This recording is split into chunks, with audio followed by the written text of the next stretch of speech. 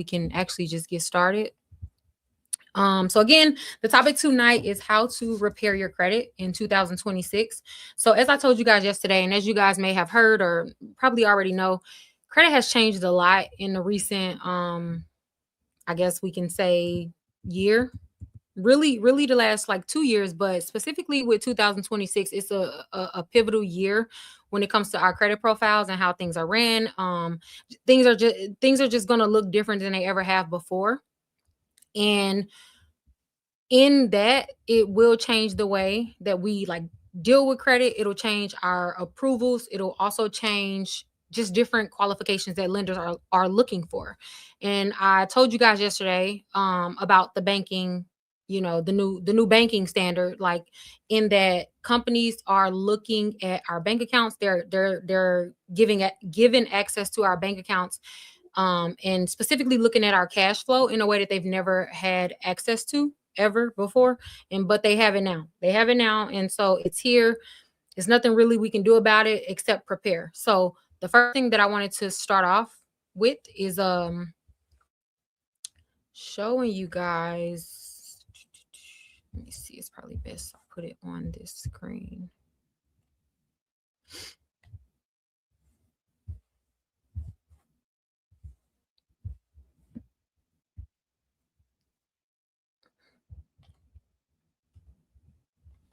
All right, let's see. So, okay, I wanted to start off. That's not it. Hold on, yeah, I'm trying to get this link.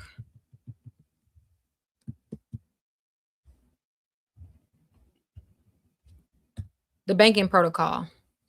Now, I've gone over this in a video before, but just so we can have it all in like one place, I wanted to start off with this because this is like really the foundation of good credit in 2026. It really does start at the bank, and not in like a cliche way. It really truly starts at the bank.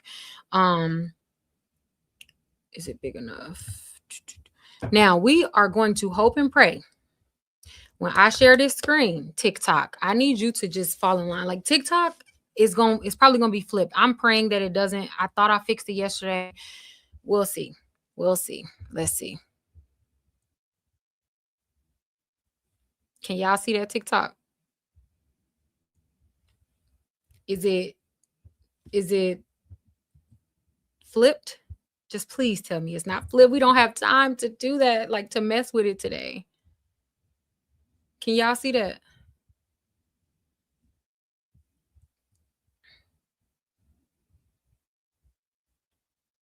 Oh, y'all can see it. Okay, perfect. Oh, thank you, Jesus. Okay. All right. So I wanted to start off, as I stated, talking about the banking protocol. And so you guys can screenshot this. If you're in the Credit Academy group, this download is already available for you guys to collect and to download. And so this is where it starts. Honestly, this is where it starts in 2026. It really does start at the bank.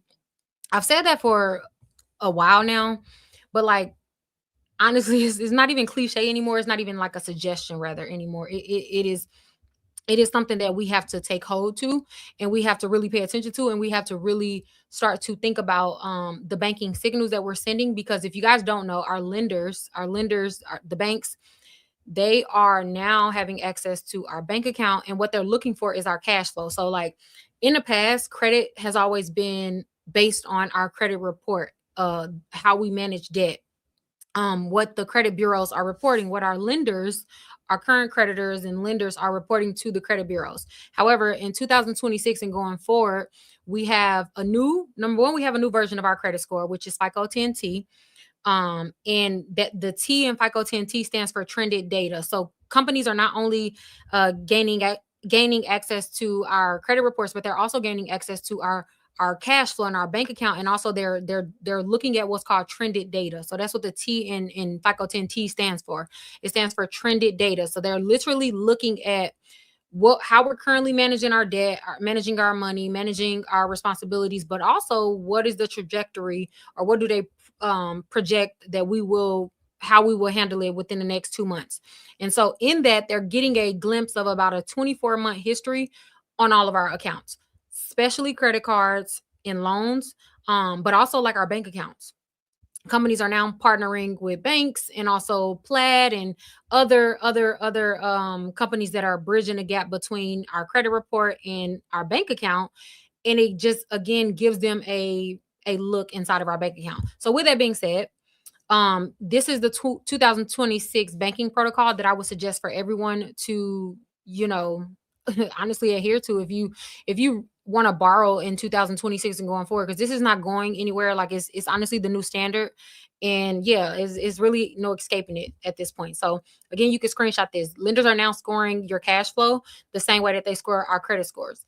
So even if we have a 700 credit score, 750 credit score, that's not the only thing that matters anymore, as it like, you know, as it used to. It's not the only thing that matters, because what they found is no matter how much our scores are increasing, there is a disconnect between our credit scores and our borrow ability. Like they're finding that even with higher credit scores, consumers don't still can't be trusted with credit. And so because they've realized that, now they're looking at straight up cash flow.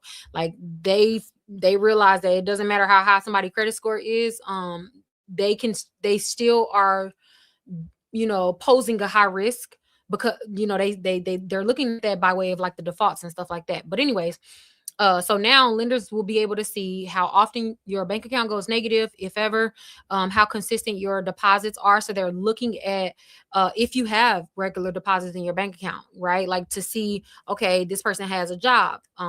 We can see this because they have a deposit from the road to 750 every 2 weeks, right? And they're looking at that, but then they're also grading us on how we manage our money. So like not only are they seeing our paychecks, right? Like they're seeing our deposits, but they're also seeing how long does that money stay in our account? Is our bank account going back to zero between our paydays, our paychecks, right? Are we living paycheck to paycheck? And that's actually something that they're looking for. They're also looking at how much money we keep in our account, whether our income is stable or if we're struggling. They're looking at whether we have margin. So, like, do you have anything left over out after you pay bills? And if you do, that's what they're going to determine, like how much you'll be approved by. Like it's unprecedented in terms of how much access they have now. And so, with that being said, what I do suggest that you do, because Plaid is a big player, a major player in this whole new cash flow monitoring. Plaid. I think it's Plaid.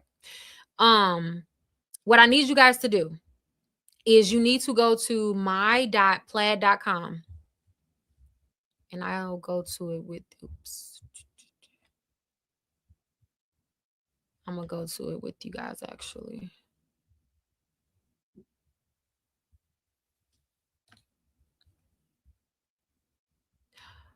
Okay, I'm gonna stop sharing it real because I know that my information is in here. So let me sign in, and then yep, I'm so glad I changed the screen because child, y'all would have seen everything. All right, so like my address and everything. Oh no, I don't.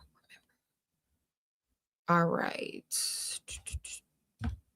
I don't know the hold on, y'all. I'm trying to sign into mine, but it's showing.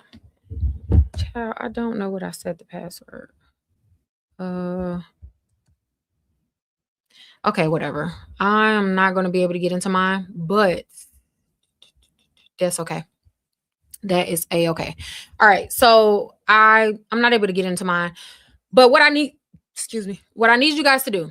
And now, before we continue, I want to make one thing clear. So Plaid is a company, it's like a middleman. Plaid is the middleman that connects your lenders to your bank account, right? And they're just one of the many, but they're the largest ones. They're the biggest ones.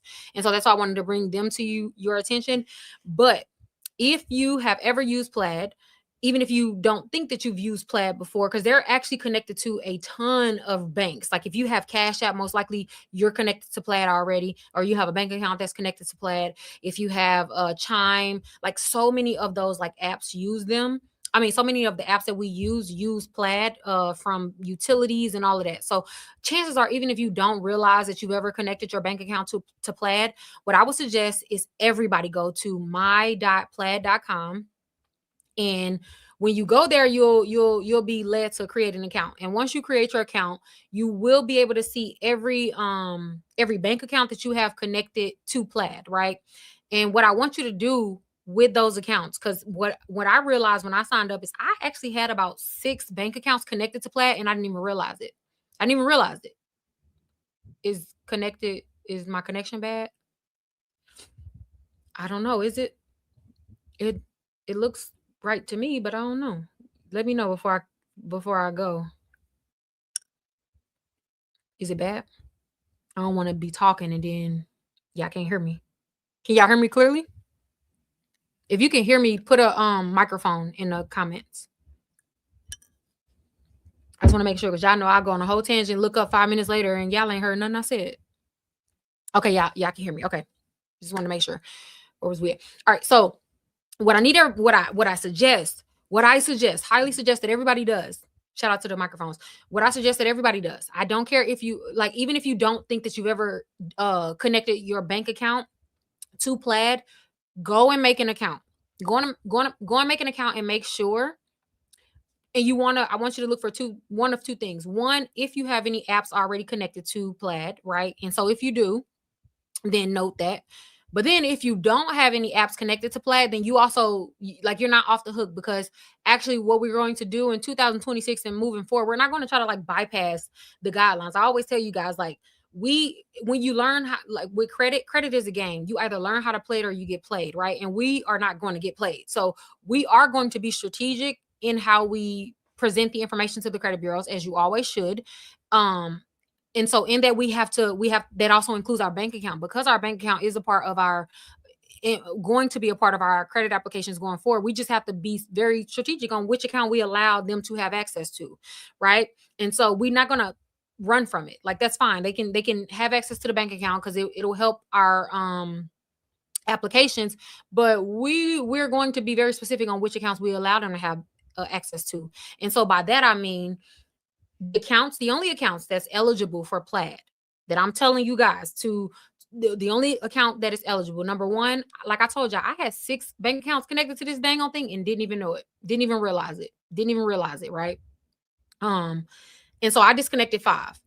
I would suggest you only have 1 connected to them. There's no way that they should have access to more than 1 bank account. I mean, maybe at the most 2, maybe perhaps if you have like a business and then a personal account, because business owners, this is also going, this also bleeds over to business credit, right? But that's like a whole nother subject. But at the most 2 bank accounts, right? Don't give them access to no more than 1 or 2 bank accounts, but also don't be the person that doesn't give them access to any bank accounts. And I'm gonna tell you why in a little bit. So you're gonna look at all the accounts that you have connected. Even if you don't realize that you've ever did it, I'm telling you guys, you will be surprised at having an account connected to Plaid that you didn't even realize. If you didn't did your taxes on TurboTax and you got an electric refund, 9 times out of 10, you have an account connected to Plaid and you just didn't realize it, right? So don't just think that you don't have an account connected because you don't remember connecting it. Trust me, just go and create an account anyway. So anyways, disconnect any account that has ever been negative, especially in the last 24 months, right? So if any of your bank accounts went into negatives in the last 24 months, you had one of those NSF fees, the overdraft fees or anything, right? Disconnect that bank account. That bank account is not eligible. Do not give them access to that bank account, right? Because I told you guys, they're looking for the accounts that you've been negative within the last 2 years. If your bank account has gone negative in the last 2 years, that's going to affect all of your applications, your credit cards, cars, homes. It's going to affect all of your applications. Okay. That's number 1. Number 2, irregular deposits. So if you are a 9-to-5 worker and your deposits are every 2 weeks and your deposits are not irregular, then you don't really have to worry about this one. But specifically for people who are, self-employed, contractors, you do hair, you drive Uber, you are a business owner, like you don't get paid in a regular frequency, like maybe whatever, you a cosmetologist, I don't know. you just don't get paid on a regular every 2 weeks schedule. If that is you, that's fine. But what I need you to do this year, you have to start being extremely patterned with your deposits. So even if you get paid in cash, I need you to be making a deposit every Friday or every other Friday. You want to make your self-employment, the deposits like in your bank account, you want to make your income patterned, because anytime your income is not patterned, they don't see regular deposits because they're specifically looking for those deposits, right? If they don't see regular deposits, that's like the number one reason why you'll be continue to get denied, especially when it comes to business owners, right? I always tell you guys that like lenders prefer 9 to 5 workers over business owners, regardless if you make way more money than like a 9 to 5 worker. They still prefer regular 9 to 5 workers because they can predict their income. They know that they'll get a deposit every 2 weeks. They don't have to worry about, business is slow this season, or business is slow this month and perhaps you may not pay. They don't have to worry about that. So they will prefer a stable income over a self-employed individual who has, sporadic income. Even if you make more money, they don't care about that. I'm telling you guys, they don't care about that. I cannot tell you how many times I'm helping somebody with their credit who is self-employed, and they can't get anything because their bank account has no stability. Maybe they keep the cash, or maybe it's just kind of like all over the place and they don't really care, to make it look good on paper. But I tell them all the time, you are killing your own self when you try to get funding at these companies, and you wondering why they're not giving you anything. It's because your bank account looks crazy. Your bank account looks crazy. They can't predict your money. Anytime a bank can't predict your money, then you automatically are more risky. It doesn't matter how much money you make. The bank has more money than you. They don't care how much money you make. I tell you that all the time. That doesn't impress them how much money you make at the end of the year. They want to be able to look at your bank account and predict your income. That's it. Like that's really the trick to it, to getting business funding. That's a whole nother subject. But the point I'm trying to make is no one is exempt from needing to have regular deposits. No amount of money is exempt from needing to have regular deposits. You could be a multimillionaire, you could be a millionaire, you could be a thousandaire, you can make 100K plus a month or even a year. None of that matters if on paper it doesn't look stable. And I'm telling you guys, the second that you start to realize how the banks communicate and be able to communicate your credit report with them and your bank account with them, then you don't have to keep fighting them. Like honestly, your financial life will get a lot easier if you start to understand their language and communicate with them in their language. Credit is a game. You either get played or play the game. Don't be the one that's getting played. That's all I'm saying. We always are the ones that's getting played because we don't want to take the extra step and set things up how we're supposed to. Not in 2026. I'm so sick of my people like getting the short end of the stick because we don't know this. Nobody teaches us this. So it's not your fault that you don't know it. I've had to learn it by experience. Like I've had to learn it because I've been on both sides of it. Like I couldn't understand why I was making all this money but still couldn't get approved for anything, and vice versa, right? So I get that you don't know, and I don't blame you for not knowing, but I am blaming you if you know the information and you don't make the changes going forward. That's your fault. That's your fault. Okay. So regular deposits is the key to funding. Regular deposits. Not in regular, they always measure. So banks and just finances in general, they measure regularity in bouts of like 3 to 6 months. So like nothing that you do is considered like consistent unless you do it for 90 days, at least 90 days, or depending on like what you're applying for, up to 6 months. Like they don't care what you do for a month, or you had a good month, you had a good 2 months or three. They don't care about that. If they can't see a pattern over the course of at least 6 months, I always say, then it's not really a pattern to them.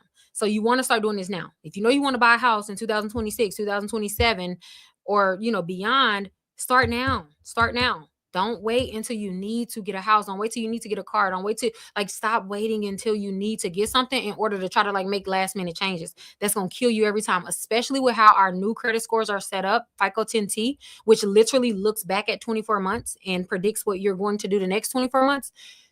Trying to do things last minute and not having things prepared in advance is going to be the death of your financial life in 2026. Don't do it. I'm telling you, like, I'm begging you. Like, please just do it now. And you rather be prepared before you need it. That's it. Like, I'm sorry, I'm really passionate about this particular project because it kills me to see us not being able to get any freaking thing. Like, we don't be able to get nothing. And we don't realize that we could get it. We qualify for it, but we just don't. It doesn't look. We don't present it accordingly, and it just kills me. I'm telling you guys, like it really That right there, that it truly, it just kills me. I'm like, oh my goodness. And it's such a disservice because I'm like, dang, I know so many people who make a lot of money, who work so hard, they can't get nothing. They can't get nothing because they don't know this, right? And so whatever. Like I told myself, I'm done like complaining about the stuff, and I'm just gonna start talking about it. I don't care if I have to say it 1,000 times. We just gonna have to have this conversation every night until y'all do it. Like, cause I'm sick of being in freaking closing rooms with people and they can't close on a home that they've been building because of something stupid. Like, it's happened way too many times. And like, I'm just like, yeah, no. Like, I literally be praying about this. Like, Lord, I don't know what I gotta say, what I gotta do, like what I gotta present, but like you need to give me the words so that they can understand what they're not seeing. Like, it frustrates me in a way that I can't even explain. Like, it truly frustrates me. Not that you don't know, but that we're never given the opportunity to know. Like, it bothers me. But whatever. Moving on. That was like whatever. Another thing that they're looking for is, do you keep under? Okay, so this is for the what is this the third point, which is the under $500 average balance. That goes for like top tier lending, like the top companies. Like, I know Chase was one of the ones that has this um what do I call it? Like qualification, like hidden qualification, that they're looking for when it comes to their top cars. And I usually, when Chase has a guideline like this, American Express also does. And I just don't have proof that like American Express does, but I'm just saying like generally they kind of have the same qualifications. And what they're looking for is if you can keep uh like that $500 average is sort of like their I don't even know a word for it. It's sort of like their, what's a good word that I could use? Like one of like their hidden veiled qualifications when it comes to like 50K and up funding for some reason. Like, they just put $500 average. But that's kind of just like if you can do that, do it. But if you can't, I would not stress about that particularly. But if you can, then yeah, that's for you. Um, if you don't have any, if the bank account that you have connected to Plaid, if it doesn't have any deposits, so if your check is not going into that bank account, me personally, I would disconnect it. Why? Because we want the bank account that we connect to Plaid to be a bank account that you're getting regular deposits, because of the what we just went over. Like, you want it to be an account that has regular deposits. And let me tell you something. If let's just say like your main bank account that your job pays you in, like you get your regular deposits in every 2 weeks, right? If that account has went negative, if you've had issues with that account within the last year, me personally, what I would suggest that you do, open up a new bank account, right? Like, open up a new bank account. Yes, Navy Federal is included. Yes, this is all banks. It doesn't matter the bank. Navy Federal is included. But anyways, you open up a new bank account, but then you just reroute your check to go there. And if you don't want to reroute your check with your job to go there, I would manually make the deposits every 2 weeks. Okay? Yeah. Because you want the account that's connected to Plaid to have deposits. That's the whole point. Like, so you want the account that they're able to see to have a regular deposit. And so another thing that I would suggest that you guys do, where's my mouse?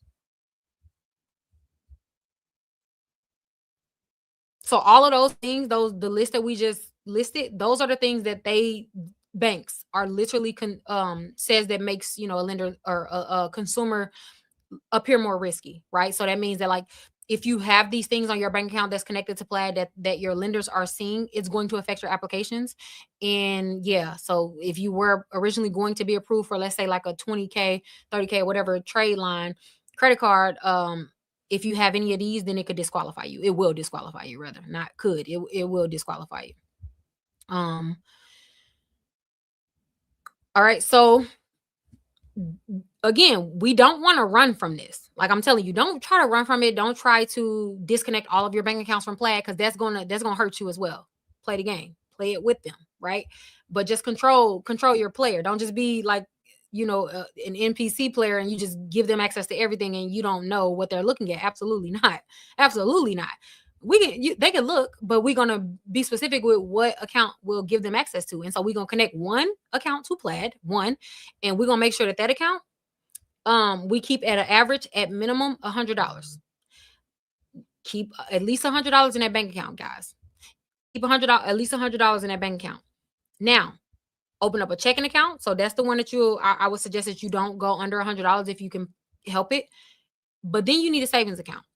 Get a savings account, and then I need you to have. I need you to not. I need you to have a savings account and do not go under $20.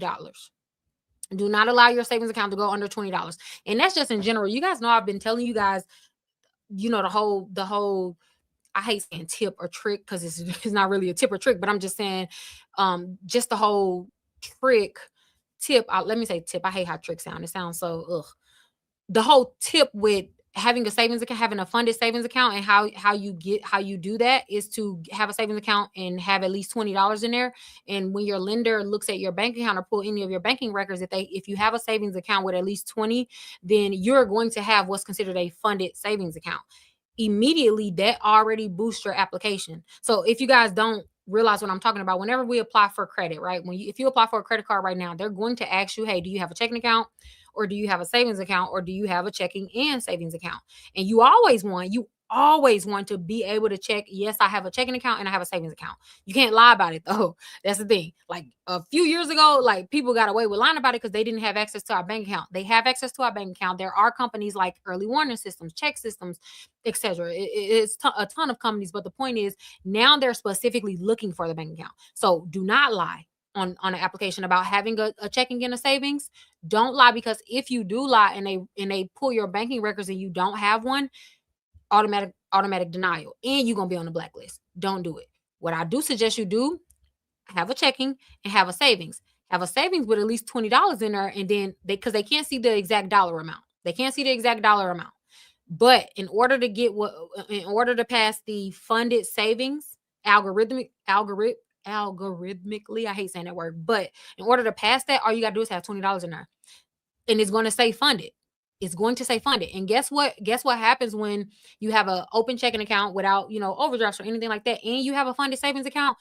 Guess what that does to your application? It automatically boosts your application up because you automatically look more stable. You automatically look way more stable. I don't care if you have $21. Like literally, it doesn't matter how much money you have or whatever the case. If you have a funded savings, your finances automatically appear more solid than perhaps it is. You just automatically looks like a person who knows how to manage money, who is not down to your last dollar or not desperate to get the credit card that you're applying for, and you have a little cushion.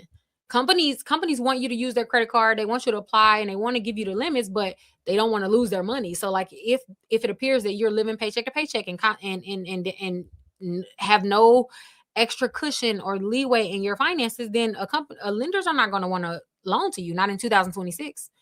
Not in 2026. It's way too much of a risk because, like I told you guys, last year they came out with a report saying that the average credit scores has increased. Like the average credit scores has increased worldwide, but the lending has decreased. The defaults has increased. So they're saying that there's not a straight line between our credit scores going up and how we managing money. So guess what? They're like, oh yeah, we can't depend on just the credit score anymore. We need to look at their finances. We need to pay more attention to the cash flow, and that's what this is. So have a checking account and have a savings account, and do not allow your savings account to go under $20. I'm telling you, that's going to be a tip that will make the night and day difference in any credit card application, even if they don't pull your banking records. Have a funded savings account. I'm telling you that's actually the thing that'll likely get you the credit card that you're wanting. If you don't have a funded savings account, no lender is going to trust that you have enough money or your income is stable enough to approve you for any quality credit at all. You're going to be stuck in like the 2,500 or below credit line, which I tell you guys all the time, that's the starter limit to banks. 2,500 and under are starter limits. 10,000 to like 5,000 to 10,000, that's like that mid section. It's like the middle ground when it comes to limits. But they don't consider limits high until it's over 20K. So like if you can't ever get approved for like the 10Ks, the 20Ks and up, it's probably because of your foundation is not right. Like your income is not stable enough. Especially for the people who has been building credit for like years, and you still like maybe can't get a credit limit increase, can't get approved. It's not, a lot of people always think it's like their credit profile. And I'm like, no. If you already got the credit card, then very rarely is it your credit profile, unless you're like, getting new collections and all of that out the wazoo, right? Like, yes, of course. And but if you are, uh, paying them back, and your utilization is not crazy, you should be able to get a credit limit increase just on GP. Like, it doesn't take a lot for a company to increase you if you're paying them back, like, at all. They're gonna make more money, right? If they increase you, so they want to increase you. The only thing that'll stop it is if they look at them finances and it look crazy.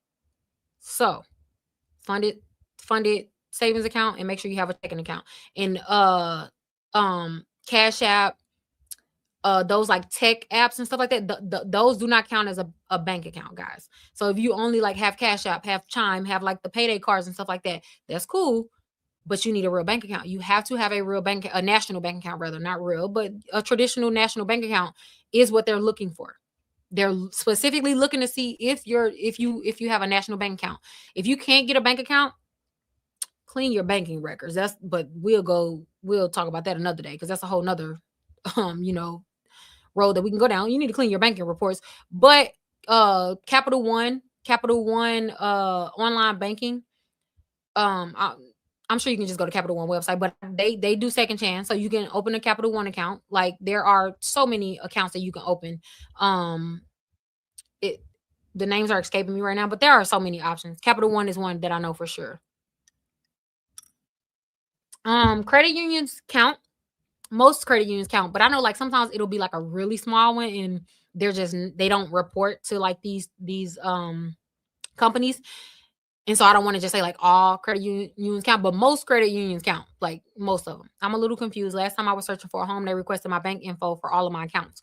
So that's a whole different thing.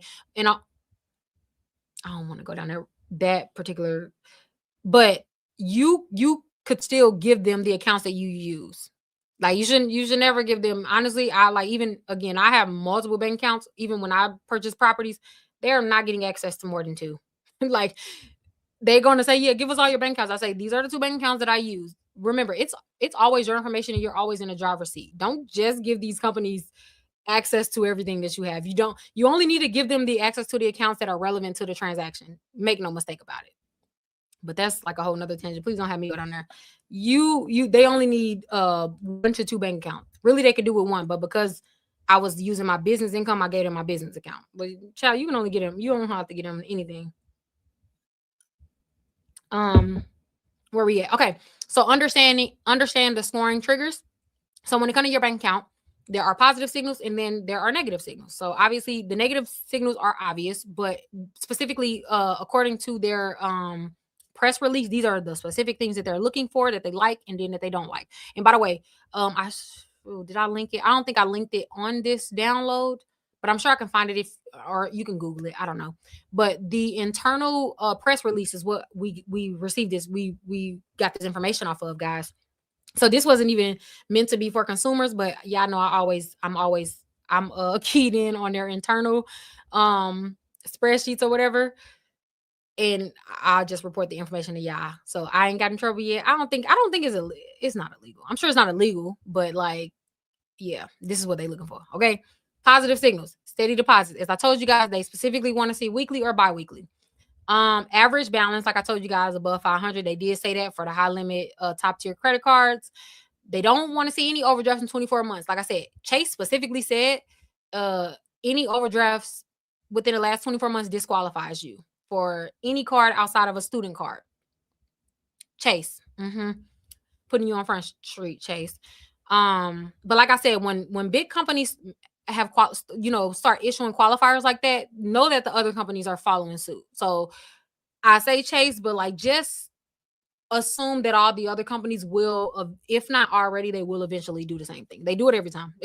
I'm telling you, like I always tell y'all, like they're like a high school, like they're like high school to me. I don't know why. Like, it's like you hear these things, you sit in these meetings and you watch these presentations that they do, and you're just looking like, these people are not even as intelligent as we, I guess, assume. I don't know. Maybe that I assume. Like, I always think that they're more intelligent than they are, and then they get to talking, and I'm just like, you're mad average. Like, you know what I'm saying? Like, it's just like we think that these people are so much like above us, and they're not. But anyways, Another thing is the funded savings account, as I stated. And Capital One surprised me because they were the ones that was really pressing that. And you guys know Capital One owns Discover now. So they were really pressing the funded savings account. I was surprised by that because they really known for their starter card. So I was really surprised by that. But hey, I get it. Account age older than 6 months. Oh, that was one.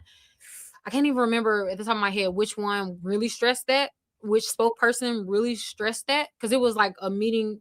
I just seen a replay, but it was a 5 hour freaking presentation essentially where these spoke people from these companies like American Express, Chase, and like a ton of other banks gave their qualifications. But like I forgot which one was said the account age older than 6 months. But I remember they all were like kind of hinting on that. So what I suggest, like I said, open up the bank account now. And if you need it like within the next 6 months, then you may have an issue if like the account is older than 6 months. But if you already have an account that's open that doesn't have any overdrafts in the last 24 months, then you're good. But if you just open the account, you may have an issue if it's not at least, I want to say like 90 days to 6 months old. But that's just, yeah. So, anyways, the negative signals are any negative balance in 24 months, multiple overdraft fees. One of the things that I found interesting was most of the companies they kept saying multiple overdraft fees. So I don't know if that meant like one, and if you have just one, you're good. They just were saying like multiple. They kept saying NSF fees, non-sufficient fee. Ain't that what that stands for? Non-sufficient fund. NSF, non-sufficient fee, I believe. Somebody working in banking here, y'all know what it means. I think it's specifically when. How do you get it? What is the difference between an NSF fee and an overdraft fee? Non-sufficient funds, yeah. But what is the difference between that and overdraft? Because in my mind they were grouped. So I didn't look it up. I should have. Jesus Christ is certainly King. The download is in the Credit Academy group, guys. I think I could put a link. I can link it when we're done. When a company tries to pull money and it isn't there, that's the NFL. Oh, okay. So that means it doesn't go through. That makes sense. Non-sufficient funds. Okay. Okay. That was just like a question that I had and I forgot to Google. So yeah. It's the same thing. Just okay. Where were we at? Dormant accounts with no activity. So I honestly don't know why that one was an issue, but it was an issue for them. Like that's a red flag for them. Bank accounts with no activity. So yeah, I honestly don't understand that one, but yeah. Oh, what was I gonna say? Yeah, we'll get off that. Now, cash flow scoring breakdown. So this was the one that was really interesting to me, and I was like, oh, they got to know about this. So there's tiers. They break us down in tiers, right? And so what I mean by that is outside of our credit score, they're now assigning us to tiers, right? And we already knew, like, if you're not new here, you know that like companies and lenders are already like tiering us and putting us on different um um um um levels, right? We know that, like with credit cards and all of that, we get that. But I found it very interesting that our bank accounts are now being tiered, and I'm like, damn, we're being graded at every angle, but whatever.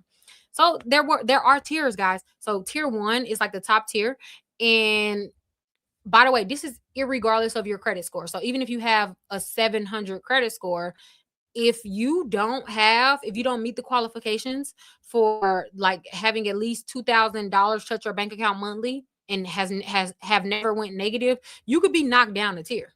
I was like, and that I'm not saying like you have to keep $2,000 in there. Like if they're saying they're looking at income and cash flow, and they're saying has $2,000 touched, at least $2,000 touched your bank account.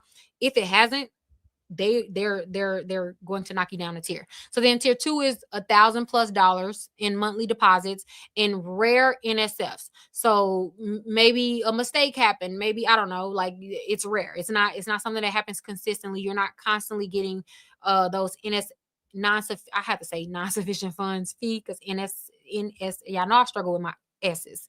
Y'all know I have a speech impediment with S's, child. I got a heavy tongue. Okay. So NSF, non-sufficient non-sufficient funds fee, whatever. Rare. And then tier three is, and $500+ in your monthly deposits, and then like occasional issues. They didn't really they ain't defined that further. So take that for what you will. And then tier 4 and below, which they was making it seem like you can't get nothing with tier 4. So yeah. What's tier 4 is like what they say, like either no deposits or irregular deposits. And by the way, I'm gonna find a link and we can honestly watch it together because I want y'all to see it, number one. But I was like, I want to show y'all, but I don't know if I'll get in trouble because I'm like, I low key wasn't supposed to be watching this, so I don't know. So I was like, I'm just going to report it to them. Okay. Um, what was I gonna say? Oh, the tier 4. That's what I wanted to say. They specifically mentioned that, even like I said, this is irregardless of your credit score. So if a person has a 700 credit score, but their bank account has irregular deposits, so like I was saying, like the entrepreneurs, it literally automatically disqualifies you. I was like, I just found that interesting because I'm like, dang, like, you can work hard and have a 700 plus credit score, and maybe you wasn't tripping on your bank account because you ain't need to use it, and if you didn't, that will literally disqualify you. That just was interesting to me. I was just like, wow, y'all real strict, ain't y'all? So have a deposit. No, the tiers are not credit. Well, they're internal credit scores. They're internal credit scores that lenders are assigning, the banks themselves. So in other words, they don't care what TransUnion, Equifax, and Experian is reporting anymore. They're looking at your credit profile, right? We already knew this. They look at your credit profile and assign you an internal score. But in addition to that, they look at your cash flow. They now have access to our bank accounts. They look at your cash flow and then they say, we see TransUnion saying you got a 750, but yeah, no. With us, you got a 600, or with us, you have a 520, or whatever. They're literally reimagining your credit score and assigning you a whole nother credit score. Like, we see what they saying, but yeah, no. Yeah, no. It's an Olipop for the person who asked. Okay. Where was we at? So, and the reason why, and I know the live is about repairing your credit in 2026. It starts with your bank account. That's why we're talking about bank accounts right now. If for anybody who's wondering, like, why won't you talk about credit yet? We're gonna get there. But the point is, we can't even get there anymore without talking about our bank accounts first, because we can do all of that and fix our credit and have a 700 plus credit score. And as you can see, it wouldn't even matter if the foundation is not solid, which the foundation now is our bank, because now they have access to our bank. Okay. So, to wrap it all up, the banking protocol, to wrap it all up, and I'll make this available for you guys to download. I just created it or whatever. It's not anything special. Let me save it and then I think I can give you guys, can I give you guys a link?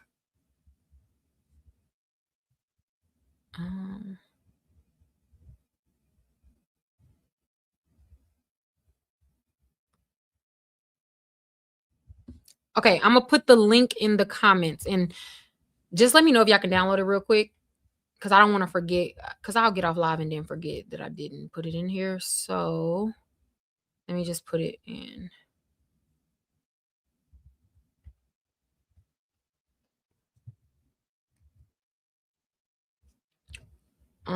I put it in there. Hold on. Where's the other scopes? No. Did not mean to do that. I can't even find the screen to YouTube. Where is it at? Okay, I got it. Hold on. Paste, and I think, oh no, on StreamYard, I think I can send it. Oh, okay, I can do it in the QR code. Give me a second. Let me just put it in the QR code real quick, and then y'all can screenshot it. New QR code. Banking protocol. All right, so I'm about to put it on the screen, and then you guys should be able to screenshot it. Can y'all see it?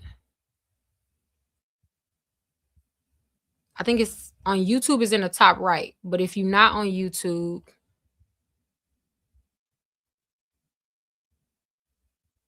I'm trying to like show y'all right here if you're on TikTok, because I don't know if y'all can see it. Can y'all see it? Need permission? Oh, okay. Anyone with link. All right. No, I don't want y'all to be able to edit. I want y'all can view. All right, y'all good? Everybody can see it? Can I keep going? So yeah, just just download it, because I don't want to take too much of you guys' time, because like I said, I got church tomorrow. I know most of y'all have church tomorrow, so I don't want to be up all night. Okay. You didn't see it? Yeah, I may have to go over to YouTube. On YouTube, it is in the top, my left. Maybe y'all right, but it's in the top left. I'm gonna put it back in. Somebody copy it and put it in the comment, please, so I can like keep going, so I won't take up too much of y'all time. All right. So the whole point, just to wrap it up, by 2026, now, because I created this last year, but 2026, you need to have a minimum of one checking account and one savings account. I mean, one clean checking account and one clean savings account. It says forbidden. I see people viewing it. It's showing it in the top.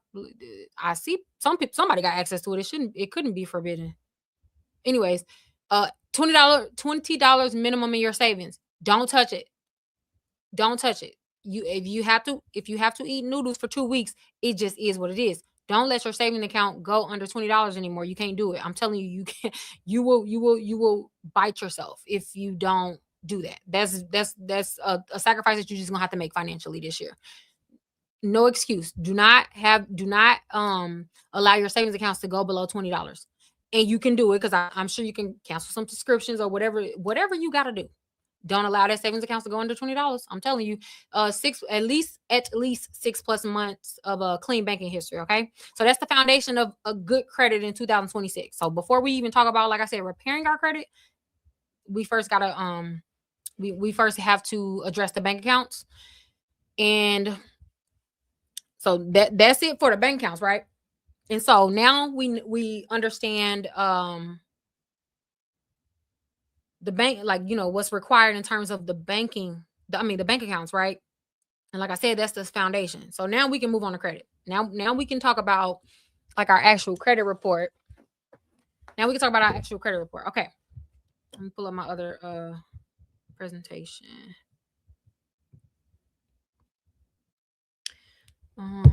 What did I title it?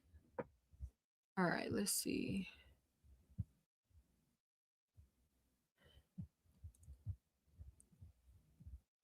All right, so oh yeah, I can't see that. I forgot I want to share my screen. See if that works.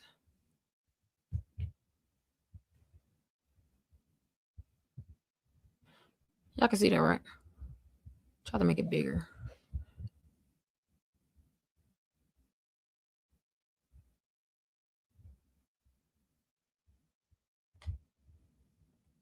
Y'all can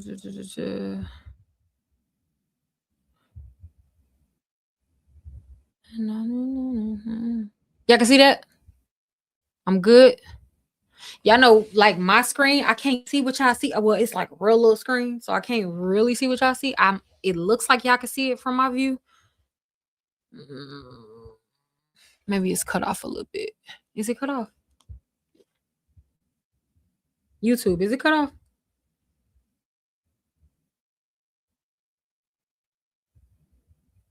It's cut off. Okay. I think maybe I can make it smaller. Or hold on, let me see if this one is better. Is that better? Okay. Now I think y'all can see, because I can see the whole window. Okay. Okay. So where we at?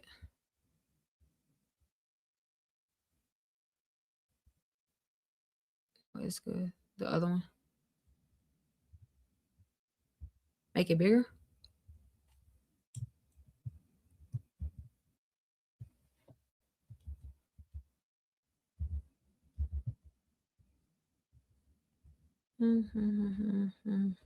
Oh, hold on. I think I can.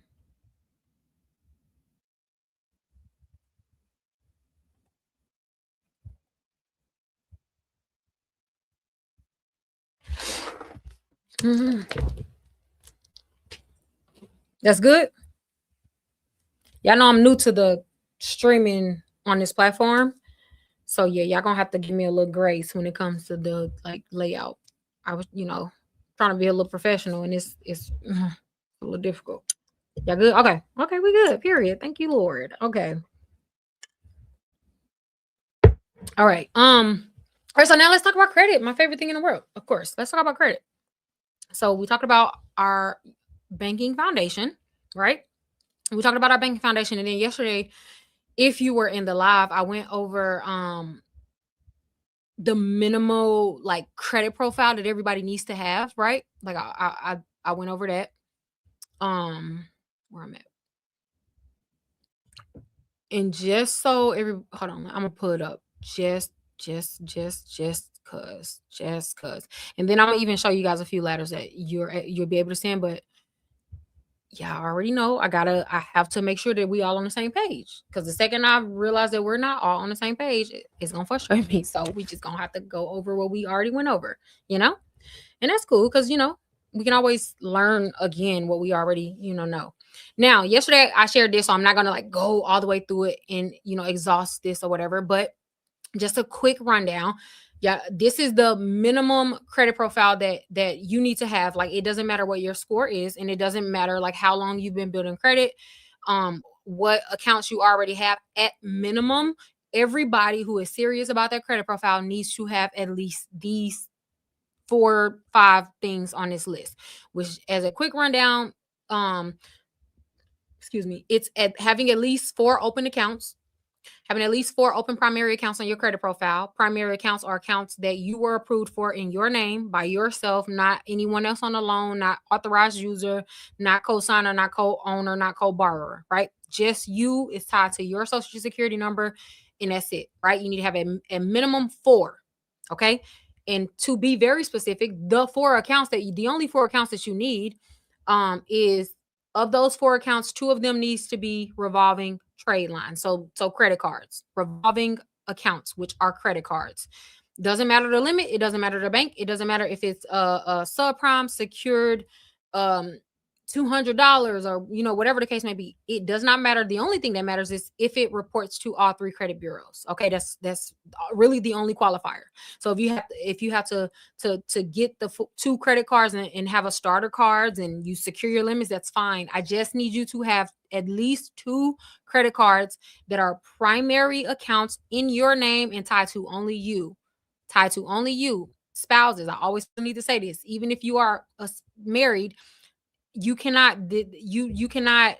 make sure it's just by yourself, right? We all have our own social security number. We all have our own credit profile. And it's very important that both spouses are individually building credit.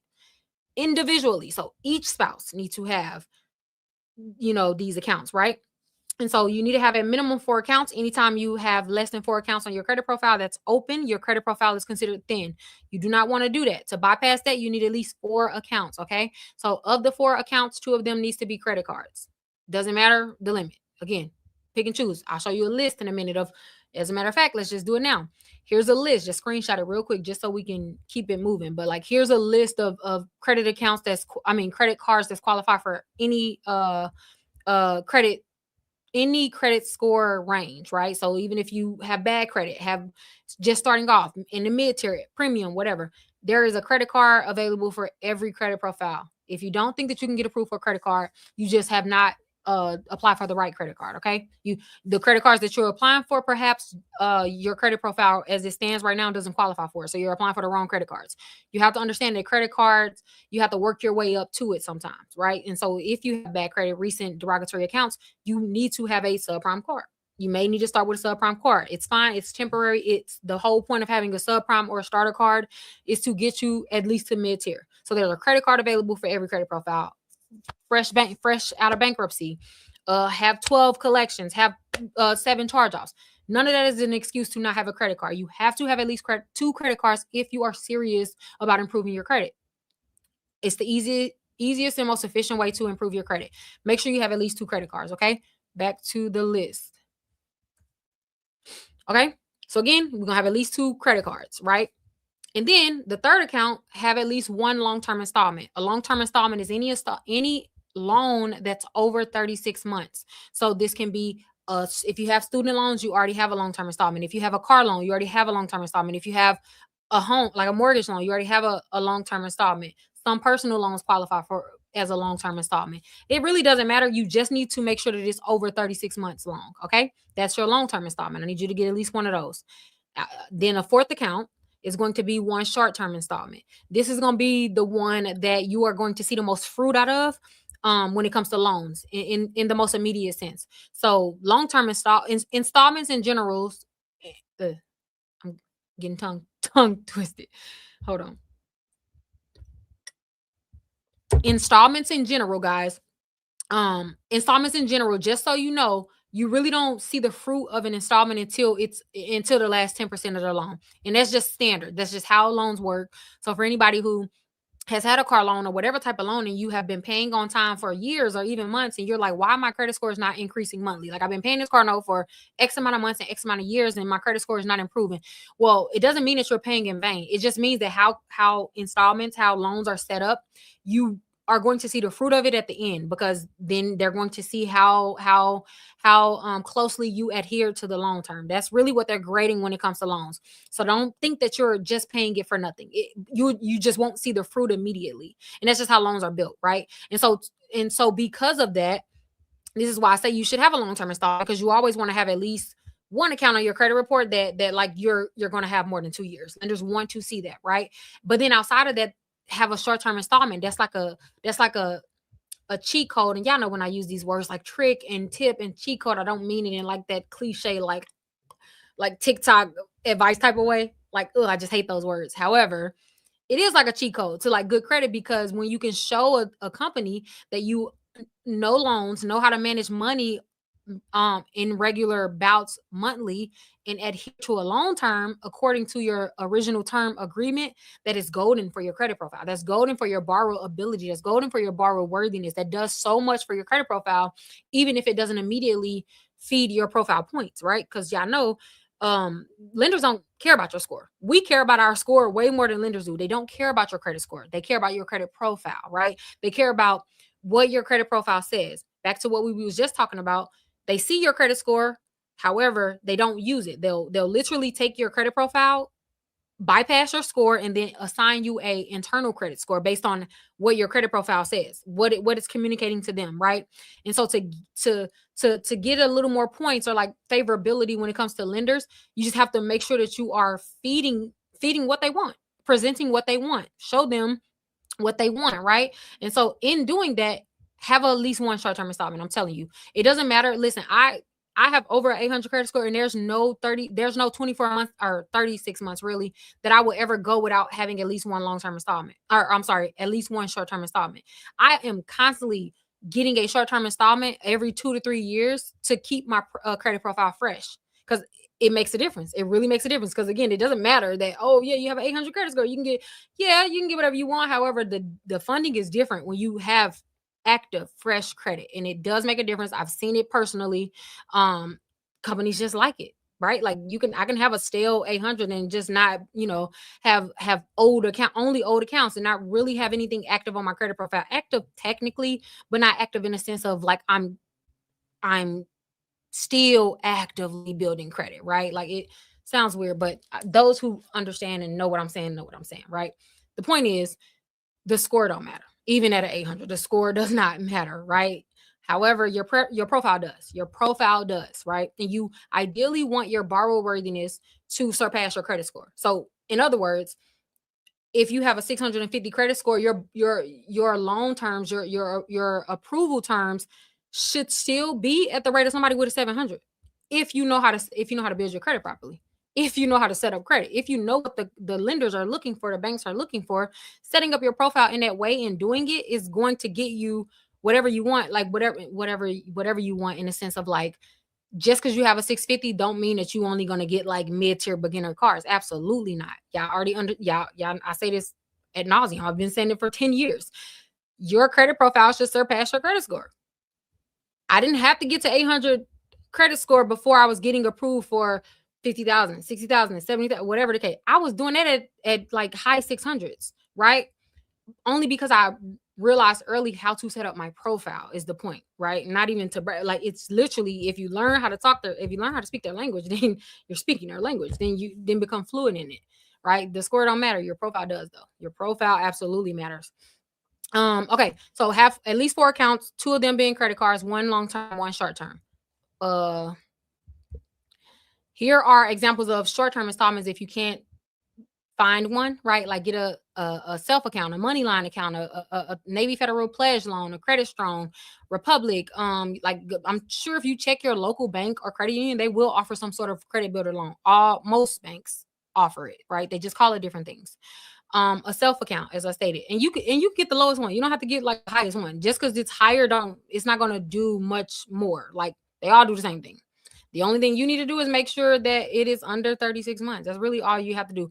Honestly, I would just get a short term. I get my short term installments. I don't ever go over 24 months. There's really no reason to. And I normally get a self and I get the lowest one. I literally get the lowest one. What is it? Maybe like $25 or something like that a month. I don't even know. The point is like you pay into a savings account for 2 years and then you get the money back at the end of the term. So you literally are saving and building credit at the same time. It's really like a win-win. Now, let me not act like they don't take no money. I think their fee is like 5 or 10%. I don't know exactly how much their fee is. So they do take a little bit for reporting it to the bureaus because they have to pay for that. But you save most of the money that you're paying, you save. So no, I don't have a link.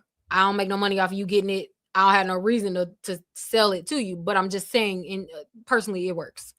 And so if you don't have a bank, just get yourself. It's the easiest one. They report to all 3 bureaus. They offer even like the credit cards. They offer a lot of products now, including like their rent. I really like their rent reporting. And this not a freaking ad for self. I feel like this is an ad at this point. They need to pay me. But I like them, I like what I like. Okay. What was I gonna say? Okay, so that's examples of short-term installments. Again, long-term installments are like student loans, car loans, all of that. Okay, back to what we were saying. Now, remember I said you need to have at least 2 credit cards. Those 2 credit cards you need to consistently learn to report between 1 and 9% utilization. We went over that yesterday. I have so many videos on YouTube breaking down how to pay a credit card. So if you don't know, ask because I don't feel like going into that today unless like y'all need it. Okay. What else? What else? Oh, again, have an open and funded checking and savings account. We already talked about that. This will be available for replay for the ones who are just joining. And we went over this yesterday, so I'm just trying to kind of rush through this part. Okay. That's really all I wanted to show you about that. Now, that's the minimum requirements for good credit. So if you want to have a chance, let's just say your credit is bad right now. Let's just say you have multiple collections and things of that nature that you're trying to challenge, and you're fully convinced that like the only way that you're ever going to amass good credit is if you dispute everything on your credit report. That is a lie. That is a lie. Good credit comes from building good credit. Good credit comes from good accounts. So yes, we can challenge your collections and all of that, and we'll talk about that in just a second. Y'all know I don't lead it. I don't ever hide from repairing because I love repairing credit. I love challenging the credit bureaus. But repairing credit can't get you to good credit. Repairing credit can only empty you of bad past credit, right? Like it doesn't do anything going forward, right? And so you have to have active accounts. You have to be why TikTok say live will end in 4 minutes. Drag the puzzle. Okay. Hold on. What is the point of this, TikTok? TikTok Studios fine. What? What is it? Did it cut off? They gonna okay. I think it's back, but I don't even know why they do that. But anyways, what was I talking about? Oh, okay, yeah. The absence of negative accounts does not equate to good credit. Good credit, the only thing that equates to good credit is currently actively building credit, showing them that you understand money, you know how to manage it, you can be trusted. And the only way you can show them that is not by never having collections. No. They can get over. Let me just let y'all in on how lenders think. A lender can bypass and get over a negative past history, a negative credit history, like collections and charge-offs, stuff like that. Tap the screen. Negative charge-offs and stuff like that. They can get over that only if you show them that you have learned from your past. That's the only way they can get over. That's the thing. You don't have to wait 7 years in order to build credit or get a credit card. It's insane. That is wasting so much time that you could be building credit. It is insane. I think about all the time, man, because I had a 400 credit score. When I first showed up online and starting my original Facebook group, Road to 750, I had a 400 credit score. People, those of y'all who was there, y'all know, y'all literally went through the journey with me of repairing my credit. Like, so the whole thing is documented. When I had a 400 credit score, I had 12 collections, 2 charge off, 2 repos, like 4 charge off. I don't even know, but I had like a 400 credit score, right? Y'all already know through that process, the number one thing that I look back on, I'm like, yo, if I would have waited to build credit, if I would have waited until I got all of these negative accounts removed before I started building credit, do you realize I would have wasted maybe 4 to 5 years, because it took 5 years, almost dang near it seemed like, to get all of those negative accounts removed, because it just was, the bureaus don't ever just fall in line. Like, it's always like a fight with them. But if I would have waited and until, because at the time, this was about like 8 years ago, like at that time, the advice that was out was like, repair your credit first and then build. So it was like the standard. So I thought it was right. This is before like I was um properly educated on credit and certified and stuff like that by FICO. This is way before, but I was just figuring it out. But the point is, like, I always think about, man, if I would have took that advice and waited to build credit, waited until I fixed my credit to build credit, I would have never seen an 800. I would have never seen an 800 ever. Like, because it's just, the point is, like, it's wasted time. If you believe that you need to wait until you repair your credit to build credit, you change that belief. Like, it's just not true. That's the worst thing you can do. But the best thing you can do while you have bad credit is to build good credit. The best thing you can do is, if you just are fresh out of bankruptcy, is to actively build good credit right now. Because here's the thing. Lenders don't care what you did 4 or 5 years ago. They don't care about that. They actually don't care about it, good or bad. They actually don't care about it. What they do care about, though, most companies primarily focus on the last 24 months. Here's the thing. They really focus on the last 24 months. They want to see, and the only reason why they focus on the last 24 months, in our new credit scores, FICO 10T, they literally go back 24 months just so they can predict what you'll potentially do for the next 24 months. That's all they care about. And that's what we call your active credit. What are you currently doing right now? So even if you do have late payments, even if it's within the last 2 years, the best thing you can do is to be having active accounts right now, paying on time, making sure you are not getting late payments, so that you can justify those past late payments. Hey, this was a hard patch. Whatever. I lost my job. What if you have to ever explain it? You can explain away past bad credit if you are currently showing a different behavior now. You can explain away bad credit, but that's only if you're currently actively building. That's the thing. I don't even know why I just went on that whole rant, but I think the whole point was me wanting to really stress, do not wait. Like, don't think that you need to repair your credit before you start building credit. You actually do them at the same time. Do them at the same time. This is what I was gonna pull up. Yeah, I ain't looking at that. Let me see. No.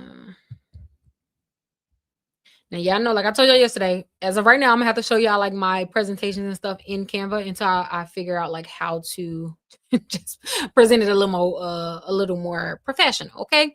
So this is the new DIY kit or whatever that I've been working on, but I wanted to kind of go through at least run through the first few rounds.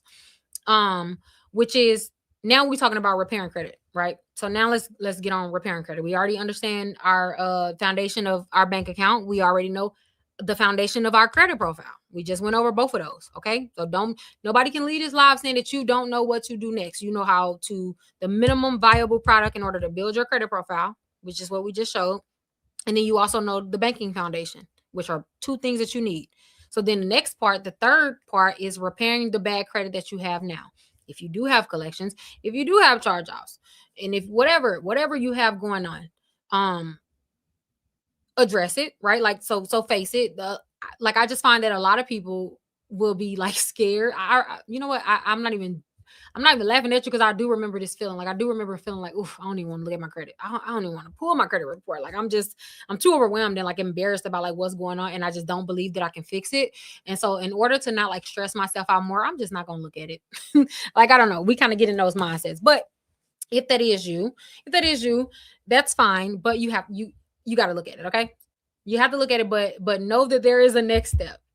Because I feel like if somebody would have told me like, okay, even if it is bad, there is still something that you can do, then I would have been more like brave to do it. I would have done it, right? And so I just pray that you hear through the jokes or whatever, but you truly hear me when I say that there's no. I've been doing this for 10 years, y'all. I've been doing this for 10 years. I've helped thousands of people get homes, go from 300 to 8, like so countless amount of credit reports that I've seen. I'm board certified by FICO. I'm certified to help others in their home ownership journey. I'm saying all of that to say I have never in my life, in these 10 years that I've been doing, I've never in my life seen a credit profile that's unfixable, that's irreparable, that literally is done. What the kids be saying, that is I forgot the word that he always uses. I hate it, but um now I'm thinking about the word. But anyways, I've never seen a credit report that can't go up, that they can't increase, they can't improve. Like I've never seen it. And in fact, the lower your credit score is, the worse your credit is. Those are the ones honestly that excite me. Because here's the thing, our credit profile, our like how our points are given to us, the less points that you have means that there is opportunity for you to get so many points. So it's the lower your score is, the easier it is to increase your credit score. Actually, genuinely, the lower your credit score is, the easier it is to actually increase your score, because you have so many points that you can get. You don't even realize it, right? And so I say all that to say, the first step is pulling your official credit reports. Now, you guys know I work with Smart Credit. I've been working with Smart Credit literally since probably like way before I was even partnered with them. But there is no substitute for your official credit report. And I always tell you guys that there's no substitute for your official credit report. Everybody on this live right now need to can y'all can see this, right? I think I can make it bigger too. Everybody on this live right now, tonight, like don't even wait till tomorrow, because one thing about us, we'll try to be like, okay, I'm gonna do it tomorrow, and then we don't even do it. Okay, so I'm not even gonna give you the privilege of waiting for tomorrow. I need you to do it today. Go to annualcreditreport.com right here, right? Wait, can y'all see my mouse? Yeah, because we real ghetto. we in an actual document. I probably should have downloaded the document and pulled it up, but whatever. Go to here. I can't click on it because then it's gonna move the whole thing. But go to annualcreditreport.com. Right? I just need to lock it so I won't move it. Go to annualcreditreport.com and download a copy of all 3 of your credit reports for free. It's free. Nobody has an excuse. It is. Is my email showing? No. Oh, okay. My bad. Because I can see it on my screen, but okay, whatever. Go to annualcreditreport.com, guys, and download your credit reports. Why? Why do you need your credit reports? Because when you get your official credit reports, they show you way more than any like monitoring, right? Like, so we can have, even if you have like My FICO, Smart Credit, Credit Karma, or whatever, any credit monitoring site, they don't give you your full exhaustive credit reporting history. And when it comes to repairing your credit and disputing your credit report, you need a copy of your official credit report, if not for anything more than to keep it for your record. Because whenever your new credit reports come out, which our credit reports are refreshed monthly, so technically about like every 40 days, the credit bureaus issue us a new credit report. After they issue you a new credit report, you don't have access to the old one, right? And so what I always tell everybody is, even if you already got it in the past, you should always get it at the beginning of your journey, at the beginning of your repair journey or your building journey. Get it at the beginning. And every 3 months, I need you to get another copy. Still to this day, every 3 months, I'm getting a copy of my official reports. When you get your report, hold on, y'all. I know, sis, you gotta go sleep. I gotta go to church too. But look, let me get through the first 2 steps. I promise you. Give me 20 more minutes, and then we can all go to bed, and then we can pick it back up tomorrow. Okay? Just 20 more minutes, because I just really want to finish this point. Get your official credit reports. As a matter of fact, everybody get their reports tonight, and then tomorrow, let's go over them together, because I want to point out a few things to you guys and help you guys go through that. Okay? I'm gonna say that for tomorrow. Everybody, promise, whoever's on this live right now, who's live, not the ones who's watching it in a replay, whoever's live right now, if you are going to get your actual credit reports, download them, they're free. Get your credit reports tonight, and you're going to have them available tomorrow. Tell me, say yes. Let me know. Because then if y'all agree to do that, then there's so much that we can go into when it comes to like your official credit reports, things that I'm sure you probably looked over, things that you don't realize, how you can peep if a collection agency is after you, if they actually have legal rights to the debt, like all of that. Our official credit reports actually tell us so much, but I don't want to have to get into that tonight because I know a lot of us, we got to go to bed. Okay. Yes. Okay. Please. Now, if y'all promise me that and I come back on here tomorrow and y'all all like, oh, I don't have it, I'm gonna be like, okay. I believe y'all though. I'm believe y'all because y'all gonna lie to me the day before the Lord's Day. I don't believe that. I don't believe y'all will. Okay. So we'll save that one for tomorrow, and then I'm gonna kind of just speed line the rest. Cause like I said, I know y'all gotta go to bed. Okay. Save it. Download a copy of your credit report. Go to if they're trying to charge you a price, you're not on the right site. You're not on the right site. And it's so many freaking sites that like even if you do one letter off, it's going to be another website that pop up that looks like annualcreditreport.com, and it's not the right site. So like literally, please make sure you just type in the right site because they're going to try to charge you and then they be scamming. They be scamming, child. So don't fall for it. If they're trying to charge you, it's not the right site. It's your credit reports are free. All right. Now, do I want to go over this tonight? Okay. Since we're going over the credit reports tomorrow, maybe I should save this piece until tomorrow. Trying to think. Because for each account, there's things that I need you guys to pay attention to. And if you don't have your credit reports right now, then you don't even know what to look for. So I'm like, dang, should I even freaking go over this part right now? So damn, should we even show the letters tonight? I just thought about that. Okay. How y'all feeling? It's 10 o'clock. What's the vibe? How we feeling? Like, are we tired? Should I, I don't have a problem with at least getting y'all through the first round tonight. But like be serious. You know what I'm saying? Like don't just say today because because we really can get into it tomorrow. Yeah, look. I mean, I'm cool for a cool little 30 minutes. I'm cool for another, a cute little 30, 45. But what I don't want to do is give you guys too much and then you're not like actually taking in the information tonight because we don't have to rush it. We actually don't have to rush it. And I want to be able to like go through it and not just rush it. Keep going.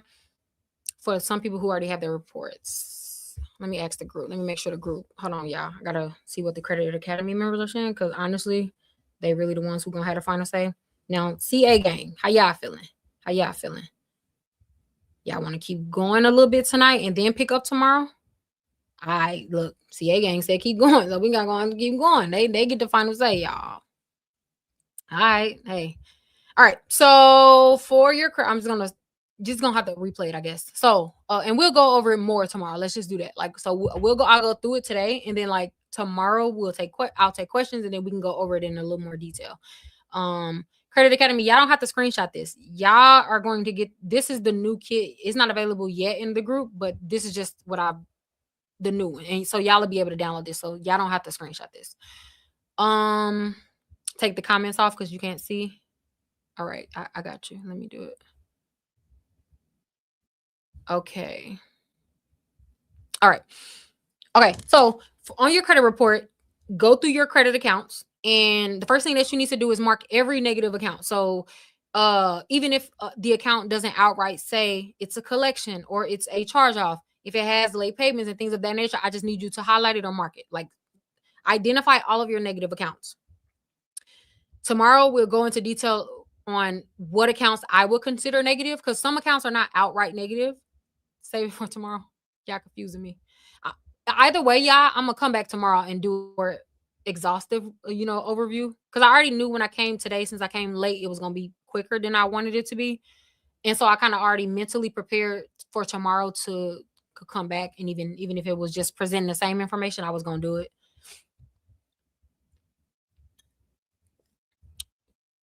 Okay. Okay. I'll give the quick version tonight. Okay.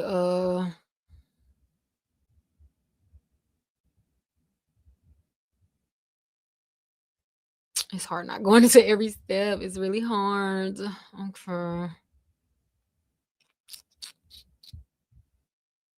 Y'all been working on this dang on kid so long that I'm actually tired of looking at it. And then I'm at the point, you know how you look at something and read something so many times and change something so many times that like it gets to the point where it's just like you can't even look at it anymore. And so honestly, presenting this on live was my way of like making myself stop changing stuff because I keep going back and changing stuff. And I'm just like, you know what? It's fine. It's fine. But and so okay, look, I will say this.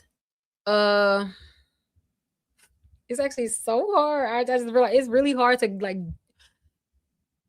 jump in the middle of it without giving you guys the full because I've been working on this kit for months now. And so in my mind, I'm like, wait, but you didn't tell them that. But y'all know how I get. Y'all know how I get. So just I guess an overall wrapped up view.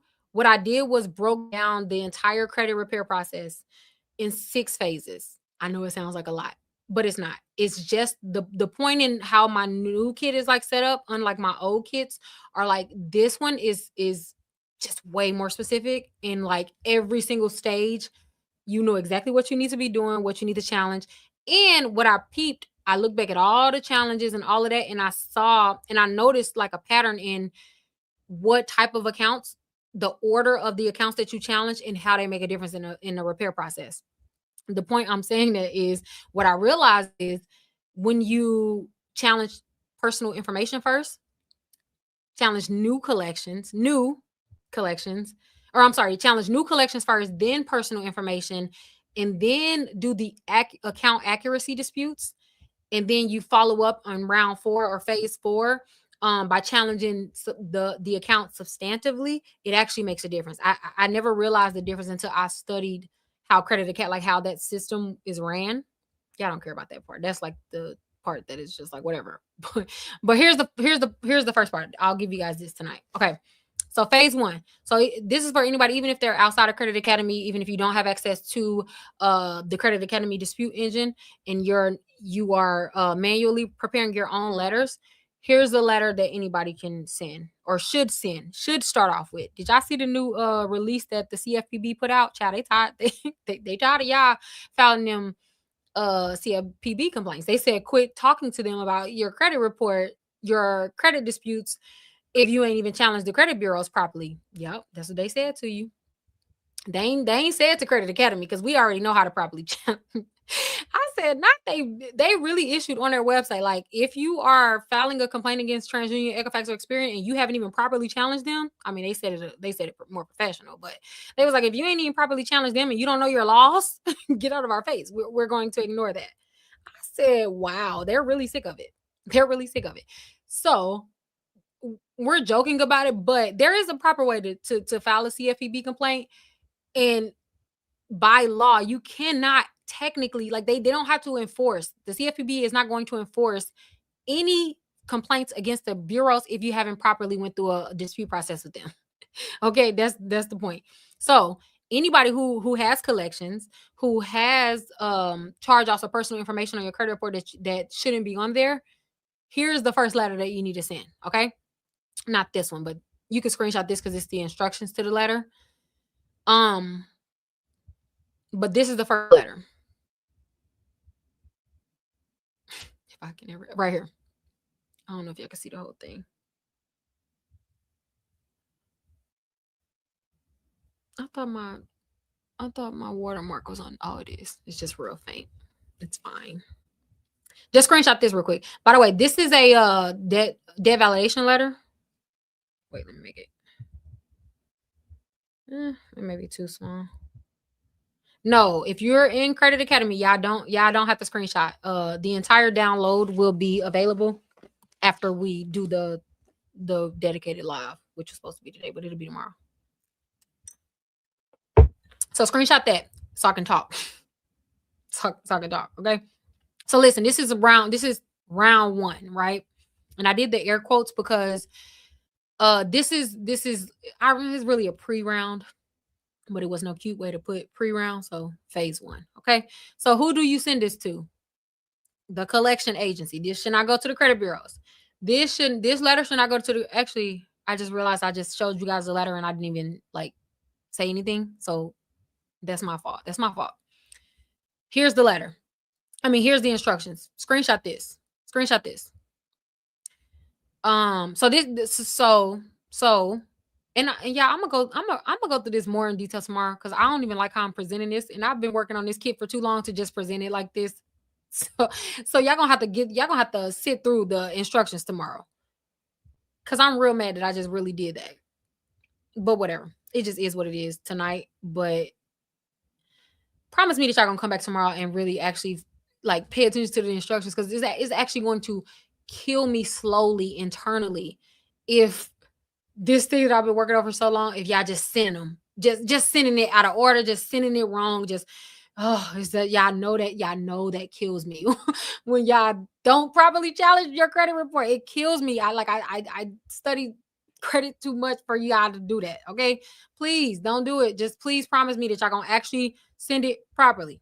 I'm showing y'all tonight because I told y'all I was gonna come on tonight, and I did, but because we're late, we can't go through the full thing. But y'all gonna get this class. We gonna learn. It ain't just no getting no letters, dropping no letters off and going. Y'all know I don't do that. It's no overnight progress and process with us. Like, no, we actually learn. We come to Credit Academy, we come to Road to 750 to learn. So just do me, even if you ain't challenging, just do me a favor and actually like come back tomorrow so you can get like a proper class. Cause the process really works, but it only works if you understand what you're doing, what you're challenging, when to send it and how to send it. And that really do matter. Like we play a lot, but like it deeply matters to me that y'all properly understand your consumer rights, how to properly challenge it. Like it matters so much to me. So just do me a favor. Please don't say anything from me, from Credit to Cat, like without understanding what you're sending.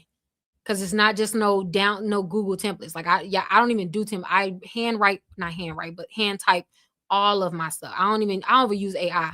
Like I care that much about the language in the disputes and all of that. So just please do me a favor and just don't just send it. Please. Like you don't send it, please. Tomorrow we're gonna go into detail, but like screenshot the directions, right? And here's the letter. This is killing me slowly, but whatever. But this letter is not that big of a deal because it's honestly like the wording of the debt validation letter is not really different from any other debt validation letters that's online or even that we have had in the past, because y'all know with debt validation specifically, it's just really nothing to this letter. So I'm not that mad that I showed you guys this letter. Jesus, help us. Okay, but this is like the pre-round of the round one. You will send this to the collection agency. Now, you only send this letter. Here's the thing. If I see the credit bureaus have the credit bureau should never even see this letter. Let's start there. The credit bureaus, TransUnion, Equifax, or Experience, they should actually never even see this letter. Why? Because a debt validation letter is utilizing the FDCPA, which is only specifically for collectors and like creditors. Okay. So the only time that you would send this letter is if you have a collection that was either put on your credit report in the last 12 months or collections that has not made it to your credit report yet. How do you know it? How do we know a collection hasn't made it to our credit report yet? Well, if I would have taught y'all like I was supposed to, like if we would have talked about it, what I wanted to do was have you guys pull your credit reports, and then I was going to show you how you can tell if a collection agency is lurking on your credit report and has an account that they believe belongs to you, because we can actually see that. So just as I guess speedily way to say it, if you download your credit report and you look in your soft increase, and there are collection agencies there or debt buyers, and they're not already on your credit report, that means that they legally have an account that they believe is yours, because that's the only way that they're able to get access to your account or to your credit reports, right? And so all of those companies, you need to send them a debt validation letter, okay?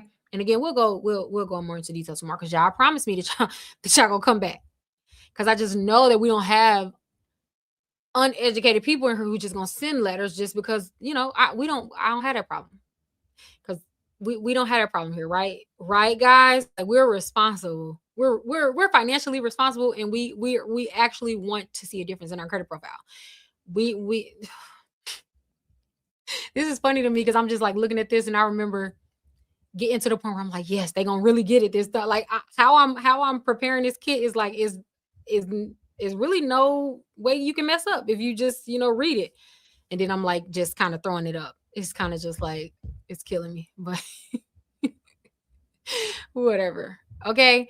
So, oh, also screenshot this if y'all screenshot the letter, because this is kind of like the background on why I want to start with the debt validation letter and fresh collections that's under 30 days, why they count, pending collections, and like by the way, collections that here is here's the thing that I noticed, or most people notice, but there are, okay,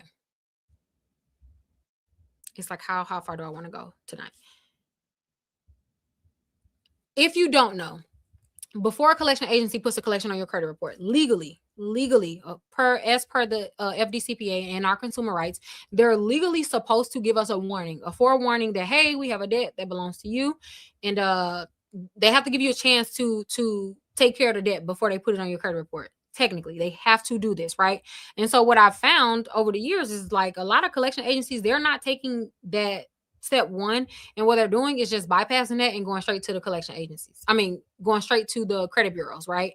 And so you've never had a forewarning or a chance, what's called a dunning period, in order to take care of the debt before they put it on your credit report. They actually have to give you a chance to challenge the account before they put it on your credit report. But a lot of collection agencies don't do that. And so what I have found is that if you challenge that, like, so if you've never gotten a notice, if you've never received a collection notice, because that's what they have to send you, a collection notice before they put it on your credit report.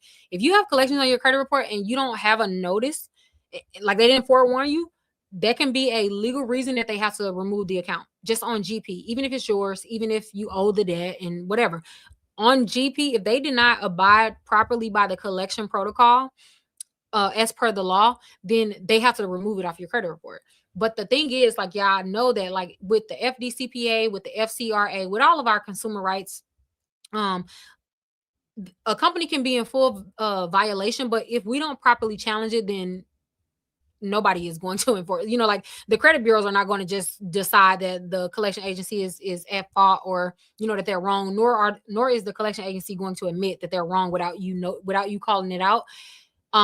So there is a proper way to call it out. And so the easiest way that I found is to send them a debt validation letter. If you know for a fact that you didn't get a collection notice, or if you're not sure, if you're not sure, the point is they should be able to prove that they sent you a collection notice, right?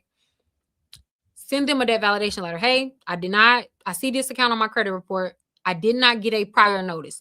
Now, I'm not accusing you of anything, because if you did send a prior notice, send me a copy of the letter. They're supposed to keep that in their records. 90% of the time, 9 times out of 10, they're not going to have this. Obviously, like we know that they don't have what they're supposed to have, right? That's the point. But we can't jump off the bridge and like accuse them of anything legally unless we have proof that they have violated our rights. Now, if they do not respond, if they don't respond, if they bypass our debt validation letter that we send them, and they still report it to the credit bureaus, if they alert the credit bureaus that we're challenging the debt, and we're not, because the debt validation is actually not a legal challenge. So again, if they do all of these things and they're not supposed to, that's when we can legally file a CFPB complaint. We have proof that we sent them a debt validation letter. We can show them, and that is automatically going to be a deletion. I've tested that specific thing out multiple times as I was making this kit. I've tested it out multiple times, right? And it worked every time we did it. And I was really surprised by that. And I was like, oh, I didn't realize that there were so many companies that was actually not sending the prior notice. Because what they used to say is, or what typically they still say is, like, we sent you a notice, but we sent it to your prior address, or most companies would just be like, we sent it. We sent it, and we get so much mail that we can't prove that they didn't send it. But I told you guys, like, I just ended up rereading all the laws again, all the consumer laws again. Hadn't read them since I've been in school, but I sat there and reread them all again. I'm like, oh, they actually got to prove that. That's interesting. So we're going to design a letter to specifically make them prove that. And so that's what the debt validation letter is. Okay. Now, Jesus, I think. Okay.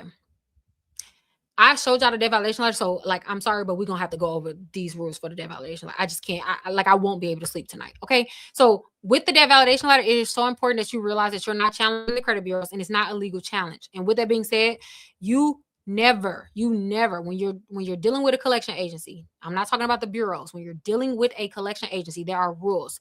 Never send them your ID. Never send them a copy of your ID.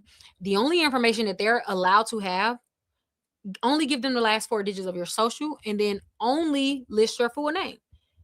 Do not sign the letter. Okay. Uh, um, 90% of the letters that like we discuss and I show you guys when it comes to DIY kit, you're going to sign it, right? Not the not the debt validation letter. Okay. It is, oh, do not sign it, y'all. Because a lot of companies will literally photocopy your signature, collection agencies.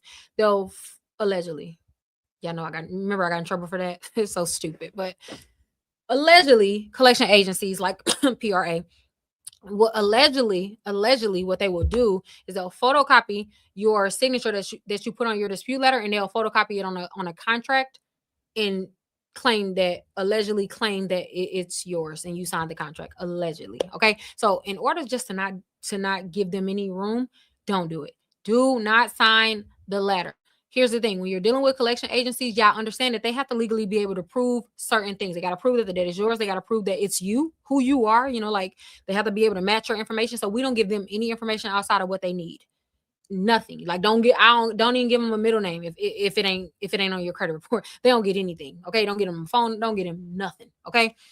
You remember that girl in LexisNexis? Exactly. Yeah. Please don't let me mention LexisNexis, because child, y'all know they hate me. I love you, LexisNexis. What was I gonna say? Oh, what to include: your full name and your current address. It's fine to include your full name, your current address, only the last 4 of your social. So do not put your full social on there. That's another thing. Do not put your full social on there. And don't sign it. Okay. Do not sign it. Don't include your a copy of your ID. Yes, we do that to the bureaus, but I'm talking about specifically for the debt validation letter and for the agencies, collection agencies. Okay. Don't offer anything. That's another thing. Don't offer. Y'all know that legally we can verify our own debt, which is when we try to call the collection agencies and negotiate with them. Why are you negotiating with them over the phone? Don't do it. It will always bite you in the hiney. Don't do it. I'm telling you, do not do it. Do not acknowledge the debt. And that sounds weird when it's like, okay, how do I not acknowledge it? Just honestly, please just send a letter. Don't try to freestyle it. You with debt validation letters, it's no reason to get like fancy with it and try to be different. And I'm telling you, don't do it, because with collection agencies, they're so dang on sneaky that you don't even want to give them any foothold. Just copy the letter and paste it. Like, you know what I'm saying? Like, it don't have to be special or nothing like that. Just send it. This letter is worded perfectly. If you just want to add another sentence, that's fine. Just don't remove anything. I don't know what else you would add, but like I know a lot of y'all like to switch up the language, and that's fine. I'm not against that, but like with the debt validation letter specifically, I just would advise you not to change anything, because the only other thing that you can add is like more information that you're giving them, and you can like mistakenly verify your own debt and not even realize it. The debt validation letter should not have any offers. You shouldn't be like I've seen debt validation letters and people are negotiating with the credit bureaus. That's not that's not a validation letter. That's another type of letter. That's another challenge to the agency. That's not a debt validation letter. A debt validation letter should be very straight to the point. Hey, I see you have this debt that you're claiming is mine. I'm not taking ownership of anything, even if you know it's your debt. Even if, let me be clear, a lot of people think that just because in a collection account is theirs and they know it's theirs, that they don't have any rights. Your rights don't just go away just because the debt is yours. That's when your rights come into play. Yes, the debt is yours. We're not denying that. You won't see any sentence where I'm denying debt. Y'all know I don't even do that. That's a low level of challenging debt anyway. You should never deny it, but you also should not just, outright admit to it. Make them do their job. Y'all don't be making collection agency do their job anymore. That's the thing. We don't be making collection agencies do their damn job. Make them do their job. They have to prove that it's you. They have to prove that the information that they have from the original creditor aligns with your credit report. Make them do their job. Stop giving them all this dang on information. The only thing that they need to have is enough to identify you, like to know that like it's you that's challenging your account. Sister, just copy and paste it, okay? Just don't try to be fancy with this one. The other ones you got freedom to do whatever you want. I'm just saying with this one, don't do it. Don't do it. There's just really no other way to put it. Don't do it. Listen, sign your name. Your name printed. Y'all see at the bottom? Can y'all see the bottom? Oh.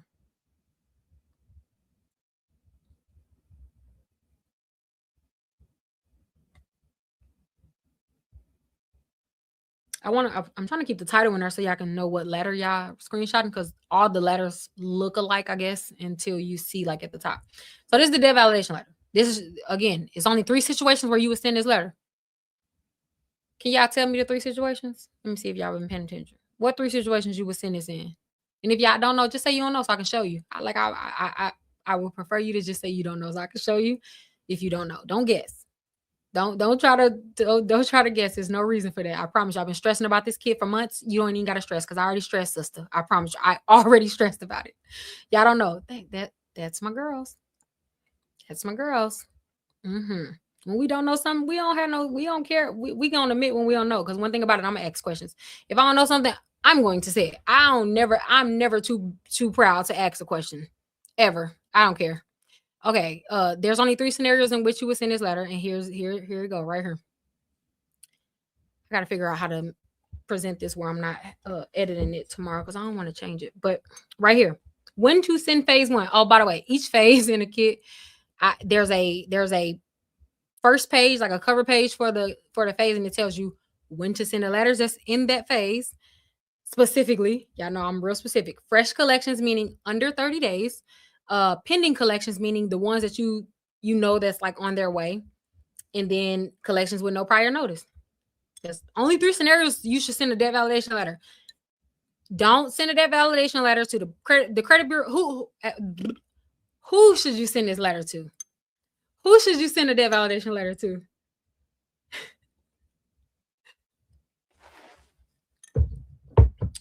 Who we sending the debt validation letter to? I just want to see who gets the debt validate. Yes. I just love talking to smart people. I just love y'all because like y'all really be on the same page as me. Like I just love it. It's just like we speak in the same language. Yes, exactly. You send it to the collection agency. Do we send it to the credit bureaus? No. Under any scenario, should the credit bureaus ever see a debt validation letter? They don't validate debt. The credit bureaus, it's not their job to validate debt, guys. It's not their job to validate debt. You like it? Thank you. Thank you. I already showed y'all this. We already went over this page. Throat dry. Hold on. Yeah, we're gonna go back over all this tomorrow. Yeah, but because I had showed y'all the letter, I just wanted to make sure that we was all on the same page. Okay, we don't really need to go through this tonight, but okay, you know what? I keep saying I'm done. One more little caveat when it comes to the debt validation letter, because I want you guys to know what to expect, right? When you send a letter, y'all know why we send a letter. I just showed you the 3 scenarios in which we would send a letter, right? Here's what you can expect in response. These are the only things that count as legal validation. Where I'm at. Okay, hold on. Wait.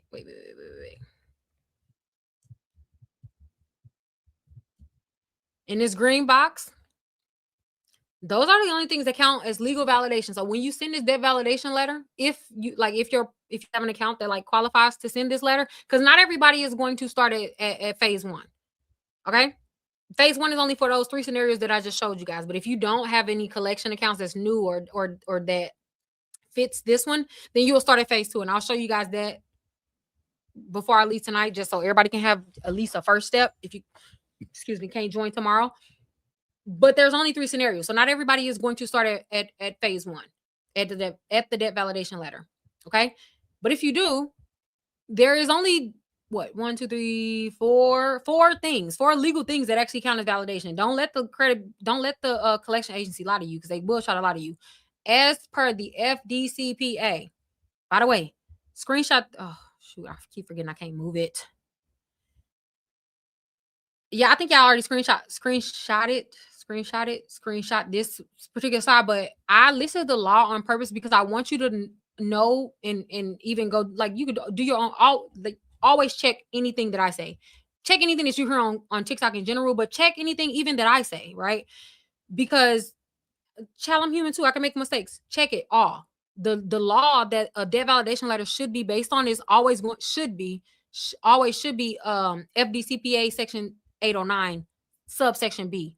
That's really the only one that you care about when it comes to, like, well, specifically how my letter is set up. I can't speak for all, but the one that I found that is the most effective is section 809 subsection B. Okay. Um, and when you go read that in the actual laws, these are the only things that they listed that is considered legal validation. And that's so important. It's very specific, and it's very important that you know this, because the credit agencies will try to, like, send you a bill that, like, that's their number one goal. They'll send you, like, you challenge them and they'll say, hey, here's your last bill. That's not legal validation. That is not legal validation, and do not allow them to send you that and try to make you feel like, oh, they validated the debt, so I'm good. No, no, no. That's not legal validation. So if they don't send you one of these 4, the original contract that's signed, complete payment history. Here's the thing, like I said, when they'll send you a last bill and it'll only show like the last 3 to 6 months of the account, that is not legal validation. The law specifically, I thought about putting like a screenshot from the law in the packet, but I'm like, that's just like, it's just doing too much. But I want y'all to not, like, let them tell y'all that it's validation, because they will do it. I'm telling you. Here's what doesn't count. A generic letter saying verified is accurate, because they will send you that. A printout with no original creditor, they will send you that. Partial statements, missing history and signatures. That's, I should have put that as number 1, because that's the number 1 thing that they're going. So expect when you send this letter that they're going to send you one of these things. I'm just telling you, 90% of the times, collection agencies are going to send you something that's in a red box. And what are you going to do when they send you what's in the red box? Number 1, we already going to expect it, right? So we're going to have our eye out, and we already know what's legal validation, and we know what doesn't cut it. So how the kit is set up, is there's an answer for both. So this is what counts. If they send you one of them, then yeah, they didn't validate your debt.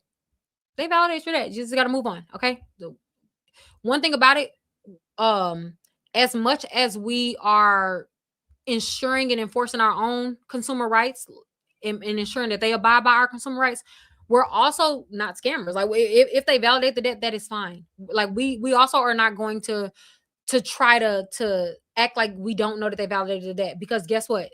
Don't even fight against when they are right. And there's a reason why I say that, and we'll, I guess, discuss it more in detail tomorrow. But there's still something else that you can do, but not lying. Like, I'm telling, don't lie about it. You don't have to lie. I'll just say, like, you really don't have to lie. If you understand how credit works and you understand your consumer laws, which you will understand by the time you do through with me, you're gonna understand.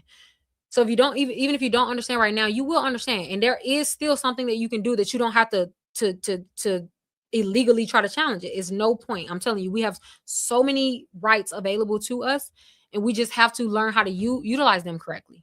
Like, just don't try to, like, I don't know. I just can't stand like when people send some of my letters and then they like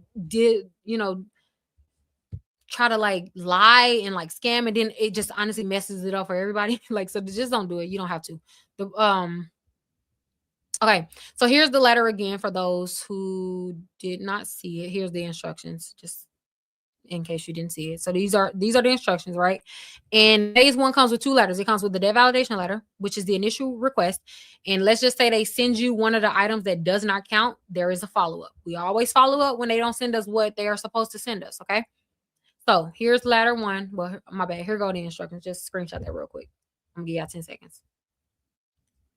Yeah, if y'all just coming in, yeah, we are going over this again tomorrow, but I had promised y'all that I would get into it today, so I just wanted to get into step 1. But we Y'all gonna have to sit through a whole nother class tomorrow, a serious one tomorrow. Okay. All right. So that's the instructions, but here's one. Here's the letter one, debt validation letter one. Ugh, it's making it too small.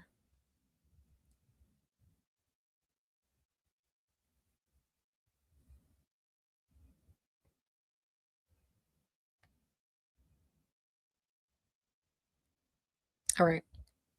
Y'all may just have to like crop in, like after you screenshot it. Again, if you're in Credit Academy, you guys will be able to download this when we're done with the class.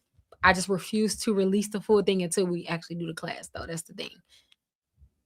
Because this has been like my baby for like the last months, and I'm like, I can't just release it without giving them directions.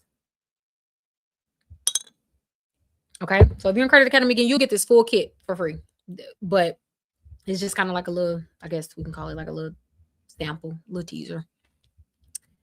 Okay, so that's letter one, and then here's the follow-up in case you need it. And by the way, I always tell y'all need to always have a debt validation letter in the cut, like just have it available in case you ever need it. There's probably always going to be a time where you'll need a debt validation letter, because anytime a collection agency is claiming that they have an account that belongs to you, your immediate response should always be to send them a debt validation letter. Always, immediately. I just had to send one freaking like 3 months ago on my own credit profile, and guess what? It turns out the account wasn't even mine. I already knew the account wasn't mine because I never even heard of the company. But like their collection agencies will try to like place accounts on your credit report a lot, especially if you have a name that's like common or your address belonged to somebody else that they believe had the debt. So it's not uncommon that you'll just need to have this at your like in your library. So I just personally recommend, even if you don't have it right now, always have these letters available. Just screen. Everybody needs to have a debt validation letter in the cut. Your sister may need one. You know what I'm saying? Like, just always have a debt validation letter. Like, y'all already know how I feel about debt validation letter. Everybody needs to always have access to a properly worded debt validation letter. Yeah, so this is just the follow-up, okay? All right. Oh, it's 10:30. Should I go into phase 2 or should I just leave that to tomorrow? Phase 2 is personal information. I ain't gonna have time to go into the directions, but because it's personal information, it's not really that deep, even though we still gonna go over it tomorrow. Y'all can just screenshot it real quick, okay? This is the personal information cleanup letter. Very, very simple, very to the point. It ain't really too much to it. No, I haven't even released this yet. I haven't released this yet. I told you I've been just obsessing over just freaking changing stuff every day, and I'm actually I told you I'm sick of looking at it, so I just was like, y'all gonna have to just see it today. Look, see, that's gonna irritate me because why didn't I bold in that? See what I'm saying? You know how you just look at stuff and it's like you steady changing it and you find stuff. I'm actually sick of looking at it. You should make your watermark darker. It just wasn't as cute. I don't really care about the watermark. You could see. I think I could see it a little better than y'all. When you download it, you'll be able to see. I mean, it just says Credit Academy. It's not, it just is what it is. People will try to take your letter like they always do. I already fully expect. Yeah, child. I already know. Like, it happens every time. I don't even care about that no more. I remember I used to care about that. I just don't care about it no more. People will send the letters and they will always send it wrong and like copy it and even sell it. It's just, I don't know. It just is what it is. What time is class tomorrow? Tomorrow's Sunday. I have to go to church. I get to go to church. I don't have to go to church. Look, never mind. My kids, they be correcting me on that because I corrected them. I used to correct them on that, and now they correct me on that when I say it. So let me not.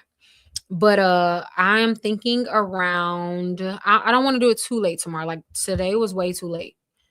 So I'm thinking. What y'all think? Like around 5, 6? What y'all think? 4?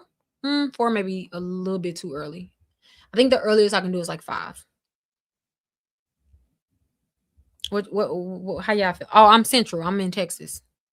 How y'all feeling? Credit Academy. What y'all feeling? Yeah. It is time to go to bed because I gotta get up early. I have to get up early. 5. At the latest 6, I'll say that. Because I think we're going out to dinner tomorrow. So I'm gonna say at the latest 6. Okay. Oh, the Super Bowl is tomorrow, y'all. What time is the Super Bowl? Damn. I mean, dang. Hmm. Should we do Monday? I forgot. I forgot all about the freaking Super Bowl. I don't even know who playing.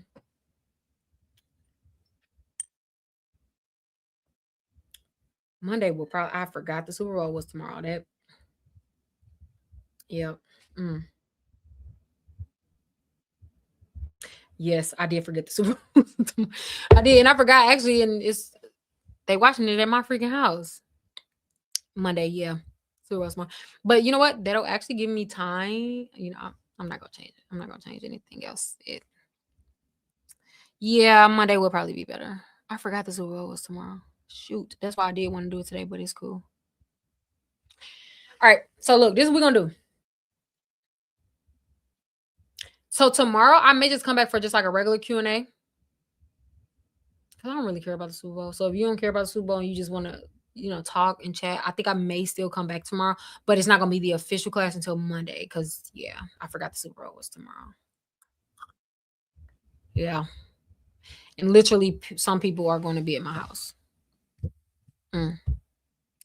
Yeah, so if I get bored, which I'm sure I will, I think I'm just gonna come back. But real quick before I end, just take the personal information letter. So here is the initial personal information letter. And then after this is going to be the follow up and then the second follow up. Y'all already got the instruction page. If you didn't get the instruction page, just screenshot this real quick and then yeah. But again, don't even feel pressed to screenshot. I guess today because we'll go over it again tomorrow or Monday. Yeah. So here, just real quick. So that's the, and then here's the follow up. I don't see this one. Like, no, this one hasn't even been released yet. Yeah, I told y'all this one is not released yet. Cause I wanted to do a class first before I released it. But yeah. All right, so we'll talk more. But that does give you guys more time to download your credit report. Nobody should not have their credit reports then. Come Monday. You can get it same day, like in 5 minutes. You can download your reports. Nobody should have no excuse to not have it then. Nobody. As a matter of fact, hold on, before y'all leave, because where we at?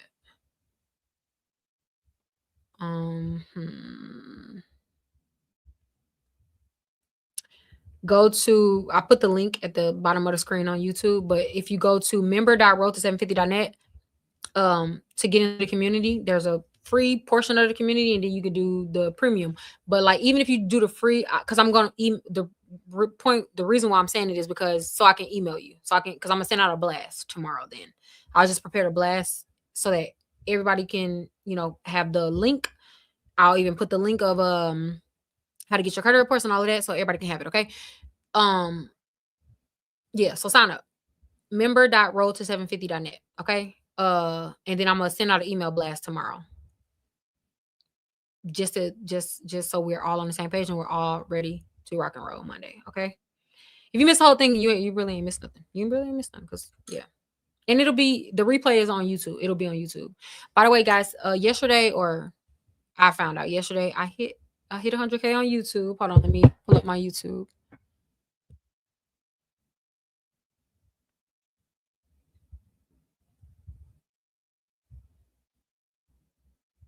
Oh, hold on. This is the YouTube is Shonda Martin, but I was trying to show you guys.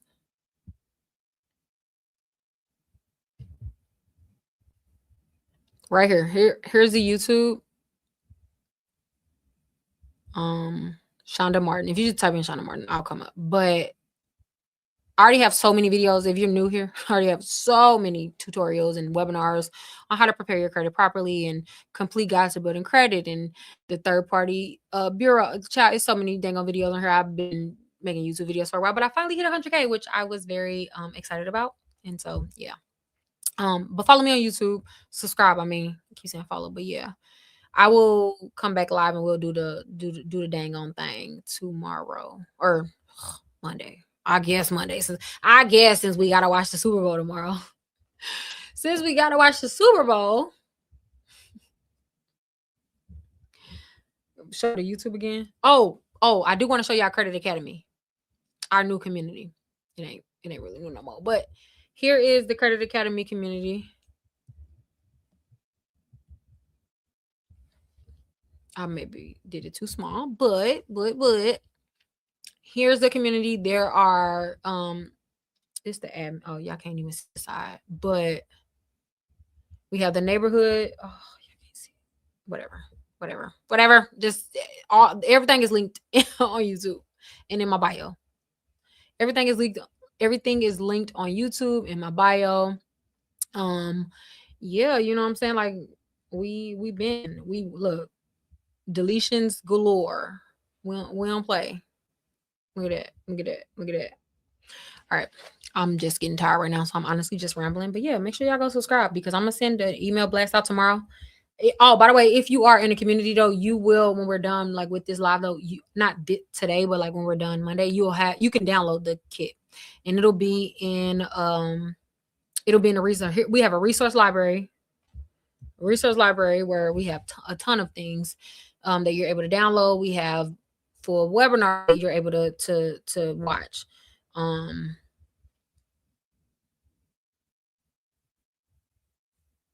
I keep forgetting that y'all can't see what I am, the whole thing, but y'all get the vibe. You get the vibe. Okay. So I am about to end it because your girl is sleeping. I gotta get up real early. Yeah, so I'm gonna see y'all, I guess, after the Super Bowl, child. I guess since they want to play tomorrow, since they want to throw the ball, we gotta watch them throw the ball. Yeah, it'll be saved on YouTube though. So if you want to rewatch it, it'll be saved on YouTube. So yeah, we'll yeah. Here's the banking protocol. Oh, if y'all didn't get the link for the banking protocol, let me share that one more time. So y'all can download it. I'm gonna share it one more time. So if you wasn't in here, make sure y'all go download it. It's a free download. Why ain't pasting?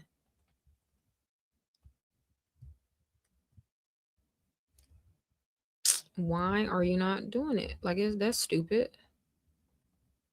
TikTok is just not wanting to accept the link. Okay, thank you, Tamika. Let me put it on you. Let me put it on I'm gonna show it on YouTube. Actually, it's gonna be a QR code.